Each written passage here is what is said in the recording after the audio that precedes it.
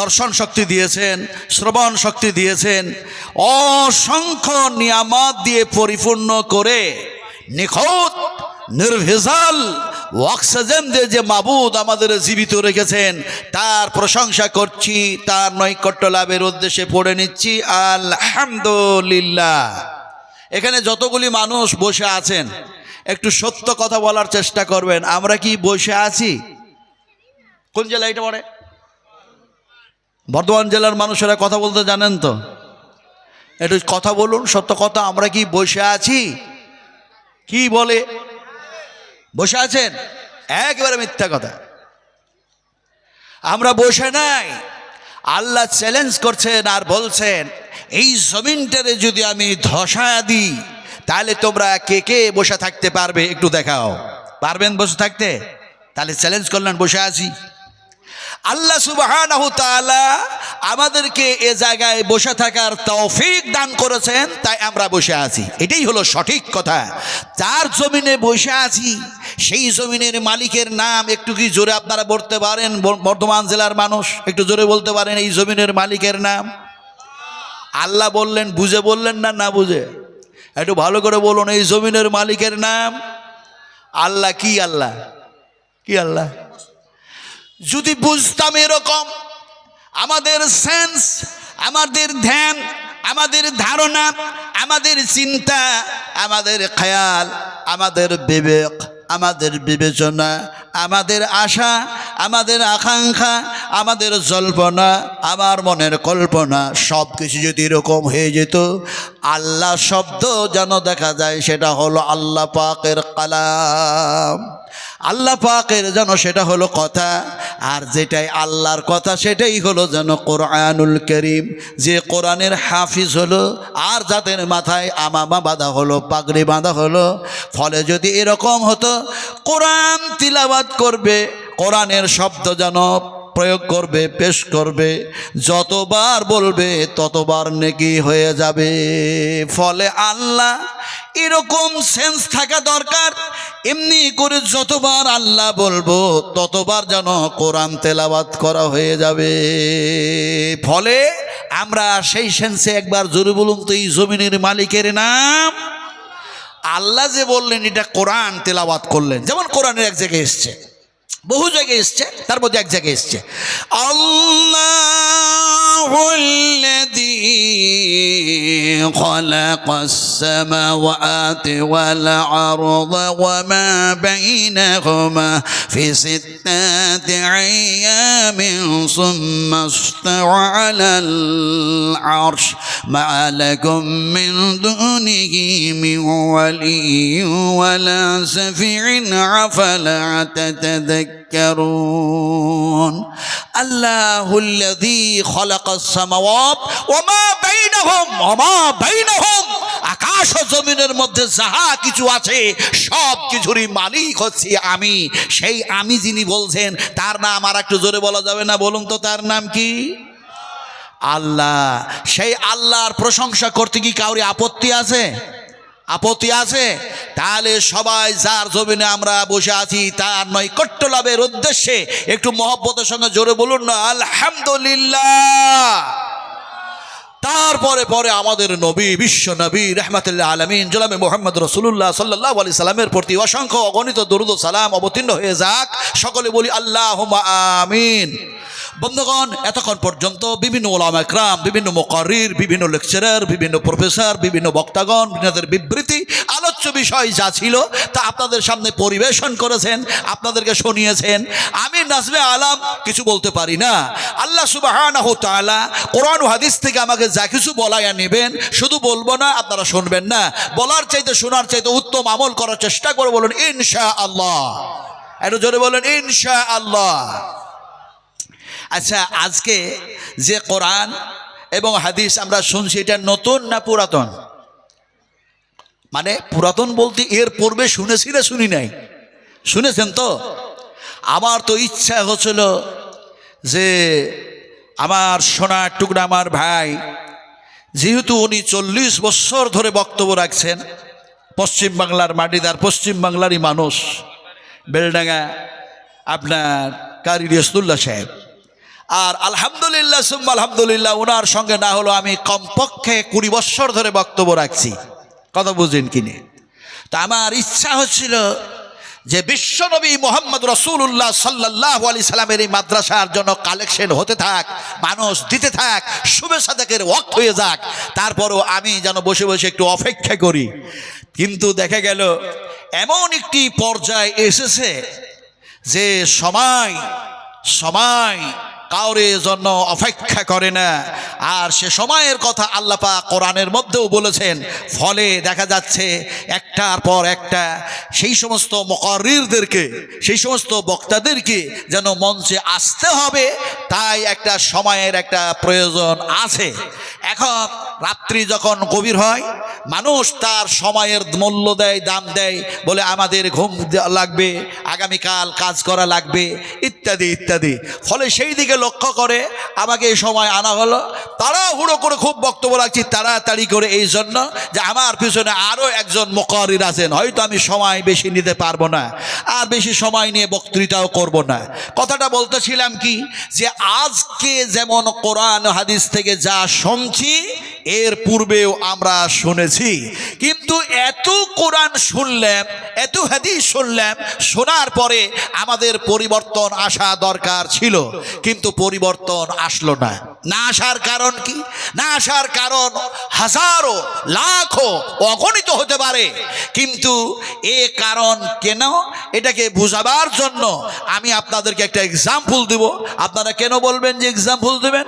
এই জন্যই দেব, এই যুগটা হচ্ছে যান্ত্রিক সভ্যতার যুগ, এই যুগটা হচ্ছে সায়েন্সের যুগ, এই যুগটা হচ্ছে বৈজ্ঞানিকের যুগ, এই যুগটা হচ্ছে কম্পিউটারের যুগ, এই যুগটা হচ্ছে মোবাইলের যুগ, এই যুগটা হচ্ছে ঐতিহাসিকের যুগ।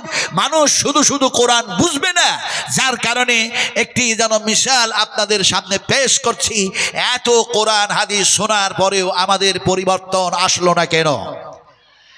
আজ সারা বিশ্ব জুড়ে, সারা পৃথিবী জুড়ে আজ যাদের উপরে অত্যাচার হচ্ছে আর যারা অত্যাচার করছে, আল্লাহ সুবহানাহু তাআলা যেন বলেছেন, ইন্নাল্লাহা লা ইউগাইয়িরু মা বিকওমিন হাত্তা ইউগাইয়িরু মা বিআনফুসিহিম।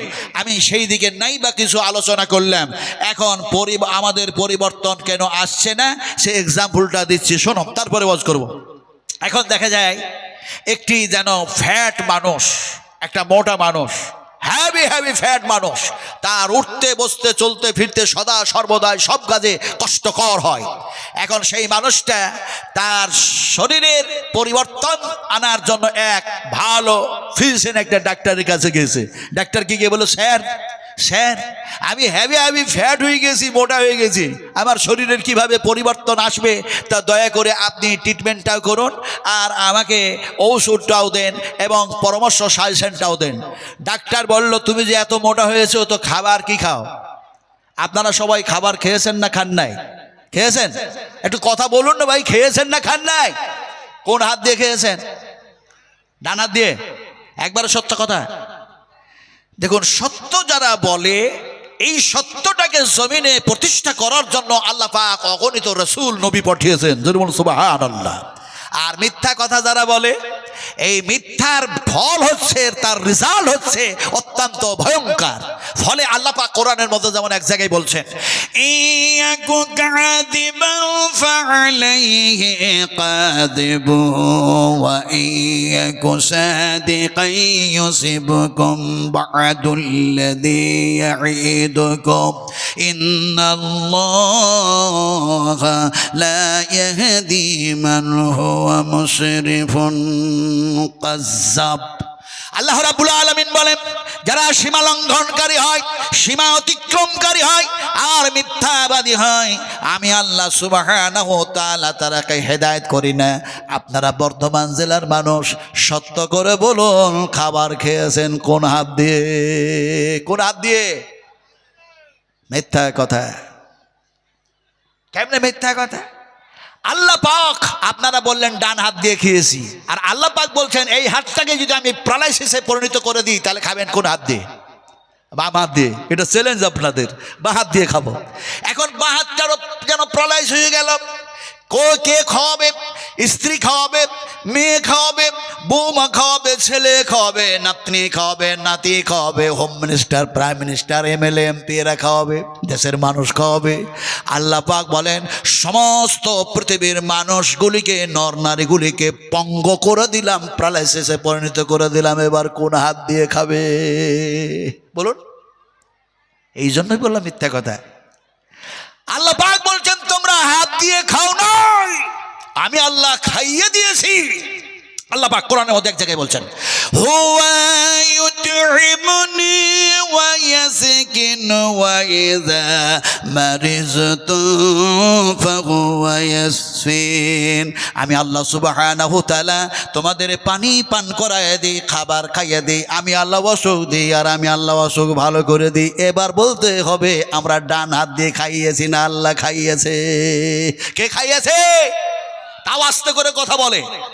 আপনারা ভালোভাবে জোরে কথা না বলে আমি উল্টা কথা বলে দেবো। কথা বুঝেন কিনা? আমি বিহারি মানুষ, আর আপনারা হচ্ছেন সোনার বাংলার মানুষ, পশ্চিমবঙ্গের নাগরিক। অনেক সময় বলে সোনার বাংলা করছেই করবো, সোনার বাংলা করছেই করবো, সোনার বাংলা করছেই করবো। অনেক জায়গাতে বড় বড় পোস্টারে লেখা থাকে, কিন্তু আমি তো আপনাদের পশ্চিমবঙ্গ ছাড়া মানুষ, অন্য স্টেট, অন্য একটি রাজ্য, আর আমার রাজ্যের মুখ্যমন্ত্রীতে একেবারে আদিবাসী। আপনাদের চিনতে আর বুঝতে ভুল নাই। কথা বুঝেন কি নেই? আপনার আদিবাসী মানুষ, মাঝি মানুষ, তবু ইঞ্জিনিয়ার, আলহামদুলিল্লাহ। এখন দেখা যায় সেই যে রাজ্যের মুখ্যমন্ত্রী হয় আদিবাসী, যে রাজ্যের মুখ্যমন্ত্রী হয় একজন জাতে মাঝি, সেই রাজ্যের নাগরিক সোনার বাংলার মানুষের সামনে এসে বাংলায় বক্তৃতা করবে, এটা বাংলার মানুষেরা আশা করতে পারে না। কিন্তু আল্লাহ যদি ইচ্ছা করেন কাউকে আমি হিব্রু ভাষায় কথা বলে নিব, তাহলে সে লোকটা হিব্রু ভাষায় আলোচনা করতে পারে। আল্লাহ যদি ইচ্ছা করেন কাউকে আমি ইংলিশে কথা বলে নিব, তাহলে সে লোকটা ইংরেজিতে কথা বলতে পারে। আল্লাহ যদি ইচ্ছা করেন কাউকে আমি আরবিক ভাষায় কথা বলে নিব, তাহলে সে আরবি ভাষাতে কথা বলতে পারে। কিন্তু আমরা ফার্সিতে বলি, হিন্দিতে বলি, উর্দুতে বলি, যে কোনো ভাষায় কথা বলি না কেন, এটা আমাদের কোনো পাণ্ডিত্য নয়। এটা হচ্ছে আল্লাহ সুবহানাহু তাআলার কৃপা, তার দয়া, তার অনুগ্রহ। যাকে যখন চান যে কোনো ভাষায় কথা বললেন। কথা বলতেছিলাম আমি এতক্ষণ পর্যন্ত ঝাড়খণ্ডের মানুষ যেভাবে কথা বললাম, আপনাদের বুঝতে কি অসুবিধা হচ্ছে? যে অসুবিধা হচ্ছে কি? হয় না তো? এখন অসুবিধা হচ্ছে না বললে হবে না। আল্লাহ পাক আমাদেরকে বুঝার তৌফিক দিয়েছেন, তাই আমাদের বুঝতে অসুবিধা হচ্ছে না। ছড়ে বলি সুবহানাল্লাহ। সুবহানাল্লাহ বুঝে বলছেন না, না বুঝে? হ্যাঁ, কি সুবহানাল্লাহ? সুবহানাল্লাহ, সুবহানাল্লাহ, সুবহানাল্লাহ, সুবহানাল্লাহ, এটাই বুঝি তো। কিন্তু ওরকম বুঝলে হবে না। নবী সাহেব বুঝাচ্ছেন কিভাবে দেখুন। আমি যদিও নবীকে নবী সাহেব বললাম, কিন্তু নবীর নাম যদি সাহেব না হতো, তাহলে একটাও ডাক্তারের টাইটেল হলো না ডাক্তার সাহেব, মাস্টার সাহেব, এসডিও সাহেব, এসপি সাহেব ইত্যাদি সাহেব।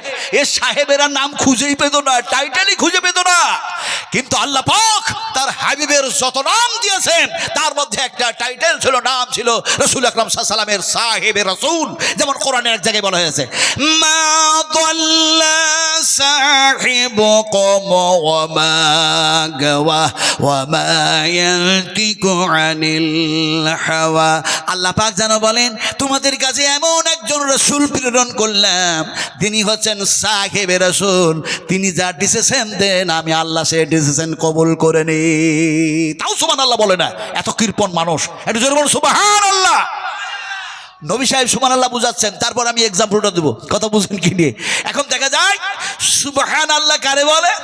আল্লাহ পাক যেন কোরআনের মধ্যে বলেন ওয়াসজুদ ওয়াখতারিব।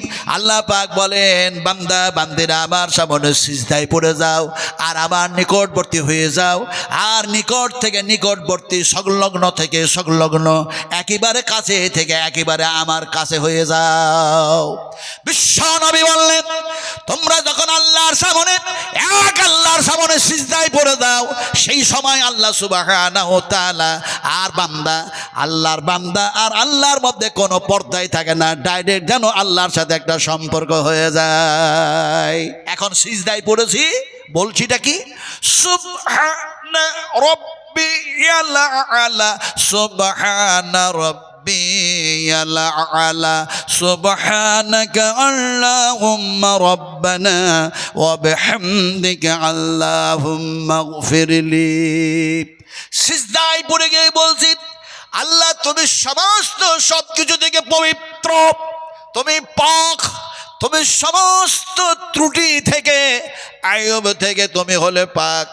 আর আমি তোমার গোলাম, তুমি আমার মনে তোমার সামনে সিজদায় পড়ে গেছি মাবুদ। আমার ভুলের শেষ নাই, আমার গুনার শেষ নাই, আমার পাপের শেষ নাই, ফলে সিজদায় পড়ে গিয়েছি, তুমি আমাকে গুনাহ থেকে পাক করে দাও। এই সেন্সে যখন সুবহানাল্লাহ বললাম, তাসবিহ হয়ে গেল, জিকির হয়ে গেল। কিন্তু দেখা যায় সুবহানাল্লাহ যতবার বললেন কোরআন তেলাওয়াত করা হয়ে যায়। কেমনে কোরআন তেলাওয়াত হয়ে যায়? যেমন কোরআনুল কারীমের মধ্যে এই জায়গায় এসেছে সুবহানাল্লাযী আসরা বিআবদিহি লাইলাম মিনাল মাসজিদিল হারাম। কোরআন থেকে ওয়াজ করছি, আপনারা বিরক্ত হচ্ছেন? বিরক্ত হচ্ছেন? আল্লাহর কসম খেয়ে বলি, যেদিন আমরা কোরআনের উল্টা চলবো, যেদিন বিশ্বনবী মুহাম্মদুর রাসূলুল্লাহ সাল্লাল্লাহু আলাইহি সাল্লামের থিওরি অনুযায়ী জীবন বাস্তবায়ন করব না, তার উল্টা চলবো, তার বিপরীত এত মারাত্মক ক্ষতিগ্রস্ত হতে হবে, এত ভয়ঙ্কর হবে যে আপনি কল্পনা করতে পারবেন না। রাসূল আকরাম সাল্লাল্লাহু আলাইহি সাল্লাম একদিন বসে বসে বলছেন, আয়েশা, আয়েশা, ও আয়েশা, জানো জানো এই মানুষগুলি কিয়ামতের মাঠে ক্ষতিগ্রস্ত হবে। মা আয়েশা বললেন, ইয়া রাসূলুল্লাহ, এরা ক্ষতিগ্রস্ত হবে কেন?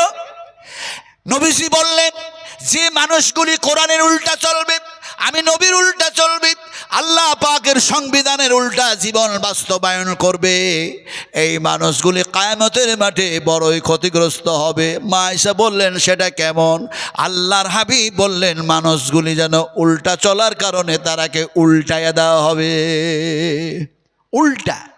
আমি একটা ভাষা বললাম, আপনারা বর্ধমান জেলার মানুষ, আপনাদের ভাষা অনেক সুন্দর ভাষা, একটু বিহারি মানুষের ভাষা বুঝুন, ঝাড়খণ্ডের মানুষের ভাষা বুঝুন। উল্টা বলেছি আমি সেদিন তেতিগ্রামে যেন এই কথাগুলো বলছিলাম, কিছু কথা, তবে সব কথা না, এখন আপনাদের বুঝাতে চাই। উল্টা ওই হলো একটা রাস্তা, ওই রাস্তাটা দিয়ে একটা 22 চাকা একটা গাড়ি অথবা একটা 28 চাকার একটা লরি দেখা যায় যেন যাচ্ছে, ওটাকে ধরে উল্টায়া দেন, চাকাগুলিকে ওপর দিকে করে দেন, ইঞ্জিনটাকে ওপর দিকে করে দেন, বডিটাকে নিচু দিকে করে দেন। আর নিচু দিকে করে দেওয়ার পরে গোটা পৃথিবীর সমস্ত ড্রাইভারগুলিকে একত্রিত করুন, আর একত্রিত করে ড্রাইভারগুলিকে বলুন, তোমাদের যা যোগ্যতা আছে, তোমাদের যা অভিজ্ঞতা আছে, তোমাদের যা এক্সপিরিয়েন্স আছে, সব লাগাইয়া দাও, আর এই উল্টা গাড়িটাকে একটু সিধা করে চালাইয়া দাও। তারা কি চালাতে পারবে? কথা বলুন, পারবে? আল্লাহ রাব্বুল আলামিনের নবী সে সময় বলেন, আয়েশা রে, কিয়ামতের মাঠে আল্লাহ পাক এমনি করে উল্টা দেবেন, তার মানে মানুষগুলি উল্টা চলেছে, কোরআনের উল্টা চলেছে, তাই তারাকে মুখের ওপরে ভর দিয়ে আল্লাহ পাক দাঁড় করায়া দেবেন। শুধু দাঁড় করায়া দেবে না, মানুষগুলিকে মুখের ওপরে ভর দিয়ে হাঁটায়া দিবে, চালাইয়া দিবেন। মা আয়েশা বললেন, ইয়া রাসূলুল্লাহ, যে মানুষগুলি সোজা হয়ে চলল, সারা জীবন সিধা হয়ে চলল, পায়ের উপরে ভর দিয়ে চলল, এই মানুষগুলি কিয়ামতের মাঠে কেমনে মুখের উপরে ভর দিয়ে হাঁটবে? মা আয়েশা যেমনি কথা বলেছেন, সঙ্গে সঙ্গে বিশ্বনবী মুহাম্মদুর রাসূলুল্লাহ সাল্লাল্লাহু আলাইহি ওয়াসাল্লামের মুখ দিয়ে বাইর হয়ে গেল। আল্লাহ পাক বাইর করে দিলেন, আফামান ইয়ামশি মুকিম্বান আলা ওয়াজহিহি أحدا أمن يمشي مقبا على وجهه أحدا أمن يمشي سبيا على صراط مستقيم। মানুষগুলিকে মুখের উপরে ভর দিয়ে তারাকে হাঁটাইয়া চালাইয়া জাহান্নামের মধ্যে নিক্ষেপ করে দেওয়া হবে। মানুষগুলি, জাহান্নামীগুলি বলবে, এমনি করে দেখা যায় আমরা কোরআনের উল্টা চলেছিলাম, নবীর উল্টা চলেছিলাম বলে আজকে পরিণাম, আজকে আমার নাতিজা, আমাদের ফলাফল এই হয়েছে। তারা ক্রন্দন করবে আর বলবে, কি বলবে? ক্বালু রাব্বানা আমাতনা সানাতাইনি ওয়া আহইয়াতানা সানাতাইনি ফাতারাফনা বিযুনুবিনা ফাহাল ইলা খুরুজিম মিন সাবিল। সাবিলকে মানে হলো রাস্তা, জুনুবকে মানে হচ্ছে পাপ। তারা বলবে, আমরা যে ভুলের কারণে, যে পাপের কারণে এই জাহান্নামের মধ্যে এসছি, আল্লাহ এখান থেকে বাঁচার কি কোনো উপায় আছে? আল্লাহ পাক বলবেন, হ্যাঁ দেখি জাহান্নামুল্লাতী কুনতুম তুআদুন, তোমাদের সাথে যা ওয়াদা ছিল ওয়াদা মোতাবেক ওই জায়গায় তোমাদের রেখেছি। এখন কথা বলতেছিলাম, আমরা এগুলি কথা অনেক শুনেছি, কিন্তু পরিবর্তন কেন নেই? এখন ওই ফ্যাট মানুষটা ডাক্তারকে যখন বলল আমার শরীরের পরিবর্তন কিভাবে হবে, ঔষধও দেন পরামর্শও দেন। ডাক্তার বললে কি খাও যে এত মোটা হয়েছো? তো ফ্যাট মানুষটা বলছে, স্যার সকালবেলা হলে আমি 8টা রুটি খাই, সকালবেলা হলে 8টা রুটি খাই। ডাক্তার মনে মনে ভাবলো দুপুরবেলা হতো অনেক দেরি, মনে হয় দুপুরবেলাতে বেশি খাবে। তো ডাক্তার বললো দুপুরবেলায় কটা খাও? বলছে 8টা খাই। বলে রাত হলে কটা খাও? বলে 8টা খাই। আপনারা সব জ্ঞানী মানুষ বসে আছেন, একটু হিসাব করে বলুন তো 3 8 রুটি খেলো কয়টা? হিসাব জানেন না? জানেন না? اليوم تجزى كل نفس بما كسبت لا ظلم اليوم إن الله سريع الحساب। تفسير ابن كثير، تفسير حسيني، تفسير معرف القرآن، تفسير وجه القرآن، تفسير حسن البيان، تفسير ذوقان، تفسير قصاب। এছাড়া আরো অনেক অনেক তাফসীর আছে, বিভিন্ন তাফসীর কারকেরা বিভিন্নভাবে তাফসীর করেছেন। ফলে এ সময় সমস্ত তাফসীর কারকদের তাফসীরগুলি একত্রিত করে যদি আপনাদের সামনে বয়ান করি, তাহলে রাত শেষ হবে, দিন শেষ হবে, সপ্তাহ শেষ হবে, মাস শেষ হবে, বৎসর শেষ হবে, হায়াত শেষ হয়ে যাবে, কিয়ামত হয়ে যাবে, তারপরে আল্লাহর আলোচনা শেষ হবে না। জোরে বলুন সুবহানাল্লাহ। আমি আপনাদের যেটা বুঝাইতেছিলাম সেটা হলো এইটা, আপনারা হিসাব করে একটু যদি বলতেন, হিসাব তো হবে, হিসাব তো হবে, একটু হিসাব করে একটু জোরে বলুন না, কটা রুটি খেলো? 24টা। ডাক্তার বলল, বাবা তোমার শরীরের যদি পরিবর্তন আনতে চাও তাহলে খাবারের অঙ্কটা কমায়া দাও। স্যার খাবো কতটা আর কমাবো কতটা? ডাক্তার বললেন 24টার মধ্যে 12টা রুটি খাও আর 12টা বাদ দাও। এখন শুধু 12টা রুটি খাই, তারপরও পরিবর্তন নাই। দ্বিতীয়বার ডাক্তারের কাছে অনয় বিনয় করে বলছে, স্যার কোনো পরিবর্তন নাই, একটু সঠিক পরামর্শ দেন আর একটু আমাকে এমনি করে ঔষধও ভালো দেন। ডাক্তার বললে খাচ্ছ কয়টা? বলে 12টা খাচ্ছি। ডাক্তার বলে ও থেকে আরও 6টা কমায়া দাও। এখন 6টা কমায়া দিয়ে শুধু 6টা রুটি খাই, তারপরও পরিবর্তন নাই। তৃতীয় দফাতে আবার ডাক্তারের কাছে গেছে, আজিজি আর ইনকিসারির সঙ্গে নম্র আর ভদ্র হয়ে যেন কথা বলছে, স্যার কোনো পরিবর্তন নাই, বড্ড কষ্ট, হ্যাভি কষ্ট যেন পাচ্ছি এই মোটা শরীর নিয়ে, একটু শরীরের পরিবর্তনের ব্যবস্থা করে দিন। ডাক্তার বলল খাচ্ছ কয়টা? বলে আপনার কথা মোতাবেক রুটির অঙ্ক কমাতে কমাতে কমাতে কমাতে মাত্র 6টা রুটি খাচ্ছি। ডাক্তার বললেন সত্য কথা বলো, সত্য কথা। বলে একদম 100% সত্য কথা বলছি, 6টা আর বেশি রুটি খাই না। ডাক্তার বললেন সত্য কথা বলতে জিজ্ঞেস করছি, রুটির সংখ্যা কমিয়েছো না আটার সংখ্যা কমিয়েছো, কোনটা করেছো? ফ্যাট মানুষটা বলছে, স্যার খাচ্ছিলাম তো 24টা রুটি, রুটির সংখ্যা কমায় 6টা রুটি খাচ্ছি ঠিক, কিন্তু এর পূর্বে যে 24টা রুটি খাচ্ছিলাম ওই 24টা রুটিতে যত কেজি আটা লাগে সব আটা ওই 6টা রুটিতে দিয়ে খেয়েছি। ডাক্তার বললেন বেওকুফ কোথাকার, তাহলে আমার সাজেশন কোথায় মিলেছিস? তুই তো সব আটার সব রুটি খেয়েছিস, তোর শরীরের পরিবর্তন আসবে কি করে? আজকে আমাদের মুসলমানদের অবস্থা তাই হয়েছে। আজকে কোরআন শুনি, হাদিস শুনি, আজকে সেই শুনি সেই তাই শুনি, শুনতে শুনতে শুনতে শুনতেই থাকলাম, বলতে বলতে বলতেই থাকলাম, লিমা তাকুলুনা মা লা তাফআলুন, আমল করলাম না। বিশ্বনবী বলেছেন এমন কথা জনগণের সামনে বলো না, এমন কথা মানুষের সামনে বলো না যেটা তুমি আমল করো না, তুমি বেআমাল মানুষ, সেই কথা মানুষের সামনে বলো না। যেটা কোরআন ও হাদিসের উপরে আমল করো সেটাই মানুষের সামনে বয়ান করো। তার মানে তুমি যা মুখ দিয়ে বলো তুমি শুধু যেন বয়ান করো না, তুমি সেটা শুধু আলোচনা করো না, তোমার আলোচনার সাথে সাথে তোমার 2 ঘাড়ে 2 ফেরেশতা আছে, তোমার কথাগুলি যেন লিখে নেওয়া হয়। আল্লাহ পাক কোরআনুল কারীমের মধ্যে বলেন, ইয ইয়াতালাক্কাল মুতালাকিয়ান আনিল ইয়ামিন ওয়া আনিস শিমালি কঈদ মা ইয়ালফিদু মিন কওলিন ইল্লা লাদাইহি রাকীবুন আতীদ। আল্লাহ পাক বলেন খবরদার, তুমি মুখ দিয়ে যা কিছু বলো, হাত দিয়ে যা কিছু করো, জমিনের উপরে চলতে গিয়ে যেভাবে তুমি চলো, সমস্ত সব কিছু রেকর্ডিং হয়ে যায়। আল্লাহ পাক সুবহানাহু তাআলা তিনি মানুষকে সতর্ক করেছেন, সাবধান করেছেন এইভাবে। ফলে সেই সবগুলি শিক্ষা দীক্ষা দেওয়ার জন্য আজকে মাদ্রাসা ইদারা তৈরি হয়েছে। মাদ্রাসায় আজকে কোরআনের হাফেজা তৈরি হয়, আলেম তৈরি হয়, আলেমা তৈরি হয়, মুহাদ্দিসিন তৈরি হয়, মুহাদ্দিসা তৈরি হয়। কিন্তু যাতে করে এগুলি না হয়, এর জন্য মানুষের ঈমানকে নষ্ট করার জন্য, মানুষের ঈমানগুলিকে ঘুরিয়ে দেওয়ার জন্য, ফিরিয়ে দেওয়ার জন্য হাজারো লাখো অগণিত কোটি চেষ্টা প্রচেষ্টা চালাচ্ছে। সবচেয়ে মারাত্মকভাবে ইহুদিরা যাতে করে মুসলমানদের ঈমান কোরআনের উপরে না থাকে। আমার ভাইরা, একটা কথা বলি, কোরআনের আলোচনা মানুষকে শুনতে অত ভালো লাগে না, যত ভালো লাগে সেই কথাগুলি শুনতে। কেমন? ঘাটালে একদিন ওয়াজ করছি আপনার মেদিনীপুর ঈশ্বরচন্দ্র বিদ্যাসাগরের বাড়ির সংলগ্ন এলাকায়। এখন তো আর বাড়ি না, স্কুল হয়েছে, হাই স্কুল হয়েছে, মিডল স্কুল হয়েছে, সব শিক্ষা প্রতিষ্ঠানে তার বাড়িগুলি এখন পরিপূর্ণ হয়ে গেছে। যাক, সেখানে বলছিলাম তো একজন যুবক আমাকে বলছে, হুজুর আপনি মেদিনীপুরের ওই জায়গায় 3 দিন ধরে আপনি আছেন, তো 3 দিন ব্যাপী আপনি কোরআন থেকে ওয়াজ করছেন, আপনি কি কোরআন ছাড়া অন্য কোনো আর ওয়াজ জানেন না? আচ্ছা, যুবকটাকে কি জবাব দেব বলুন? এখন আপনাদের মধ্যেও তো হতে পারে যে রাত্রি অনেক বেশি হয়েছে, এই ওয়াজ শুনতে কি আর ভালো লাগে? এই ওয়াজ শুনতে কি ভালো লাগে? আহা, हजरत इमाम अबू हनीफा रहमतुल्लाह अलैह के मुझे मंजूर नहीं है कि मैं तेरे शिकायत करूं, बात ही से बात निकल आती है तो मैं क्या करूं? अरे कुलेर कथा खुले बोलार इच्छा करे ना, एकटी कथा बोलते गिये आरेकटी कथा मने पड़े जाच्छे, रिमोट नहीं, जिभा कंट्रोल करते पारछि ना। इमाम अबू हनीफा रहमतुल्लाह अलैह के एकटा मानुष बोलছে, হুজুর আপনি কি ইমাম আবু হানিফা?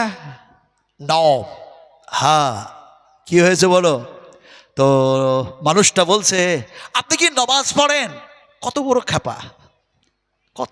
খেপা, ও নিজে নামাজ পড়ে কিনা তার ঠিক নাই, ইমাম আবু হানিফার মতো মানুষকে বলছে আপনি কি নামাজ পড়েন? খেপা আপনারা বুঝেন তো না বুঝেন না? বুঝেন কত ধরনের খেপা হয়? আমি অনেকবার বলেছি, আপনাকে বলতে হবে, খেপা কত ধরনের হয়? মেলা রকম হয় না, মেলা রকমের খেপা হয়। খেপা হয় 2 ধরনের। একটা খেপা হয় পুরো ম্যাট, একেবারেই ম্যাট, আর একটা খেপা হয় কোনো সময় ঠিক বলছে, কোনো সময় ভুল বলছে। আমি এক্সাম্পল দেবো কেমন করে। আমাদের দেশে একজন যেন দেখা যায় একটা বুড়া আর বুড়ি এখন আছে, কথা বুঝেন কিনে, একটা বুড়া আর বুড়ি অনেক আছে, কিন্তু এমন একটা বুড়ি আর এমন একটা বুড়া আপনার দিল্লিতে আছে, যে বুড়িটা বাংলাদেশ থেকে এসছে। ওই বুড়িটার নাম জানেন তো? জানেন না? জানেন তো? আর আমাদের ওই একটা বুড়া, ওর নাম কি? আমি ওটা বলবো না, আমি বলবো চাওয়ালা কেটলিওয়ালা। এখন এই চাওয়ালা কেটলিওয়ালা কত বড় খেপা, এ কোনো সময় ঠিক বলে, কোনো সময় ভুল বলে। কেমন? বলছে হাতের তালি বাজাও করোনা থেকে বেঁচে যাবে, আবার বলছে ভ্যাকসিন লাও তাহলে অসুখ থেকে বেঁচে যাবে, নানা কিছু বলছে। এখন ওর ব্যাপার, ও বলছে বলুক, কিন্তু খেপা হয় 2 ধরনের, একটা পুরো ম্যাট, আর কোনো সময় একটা ঠিক বলে, কোনো সময় ভুল বলে। এই 2 ধরনের খেপা। আমি এক্সাম্পল দিয়ে বুঝাই। এইদিকে একটা খেপা দাঁড়িয়ে আছে, না আপনারা ওদিকে দেখেন না, এটা এক্সাম্পল, আপনারা যে কোন খেপার খেপা, এটা এক্সাম্পল দিচ্ছি। এইদিকে একটা খেপা দাঁড়িয়ে আছে, আর এইদিকে একটা খেপা দাঁড়িয়ে আছে। তো এই খেপাটা উলঙ্গ হয়ে দাঁড়িয়ে আছে, ন্যাংটা হয়ে, আর এইদিকে যে খেপাটা আছে, এই খেপাটা গামছা পরে দাঁড়িয়ে আছে। এখন 2 খেপার মধ্যে এক হুজুর মাথায় পাগড়ি টাগড়ি বেঁধে লম্বা জুব্বা টুবা গায়ে দিয়ে যেন চলে যাচ্ছে। তো ন্যাংটা খেপাটাকে এই গামছা পরা খেপা বলছে, সালাম দে হুজুরকে, সালাম দে। হুজুর চলে যাচ্ছে, সালাম দে। তো ন্যাংটা খেপা বলছে, আমার পরনে কাপড় নেই, আমি হুজুরকে সালাম দিব কেমন করে? তোর পরনে গামছা আছে, তুই সালামটা দে। তো গামছা পরা খেপা, ও কত বড় খেপা, ও সালাম দিবে কি নিজের পরনের গামছাটা যেন খুলে দিয়ে উলঙ্গ হয়ে গেল। উলঙ্গ হয়ে গামছাটা ওই ন্যাংটা খেপার দিকে ছুঁড়ে দিল, আর বলল গামছাটা তাড়াতাড়ি করে পর আর হুজুরকে সালাম দে। এখন ও যদি গামছাটা পরে সালাম দেয় তবু তো হয়, কিন্তু সে গামছা না পরে গামছাটা হাতে ধরে কম্পিটিশন শুরু করলো, প্রতিযোগিতা শুরু করলো। তুও খেপা আমিও খেপা, তুইও উলঙ্গ আমিও উলঙ্গ, তুই আগে সালাম দিবি না আমি আগে সালাম দেব। এখন এই প্রতিযোগিতারা করতে থাকলে হুজুর পেরিয়ে চলে গেল, সালাম দেওয়া হলো না।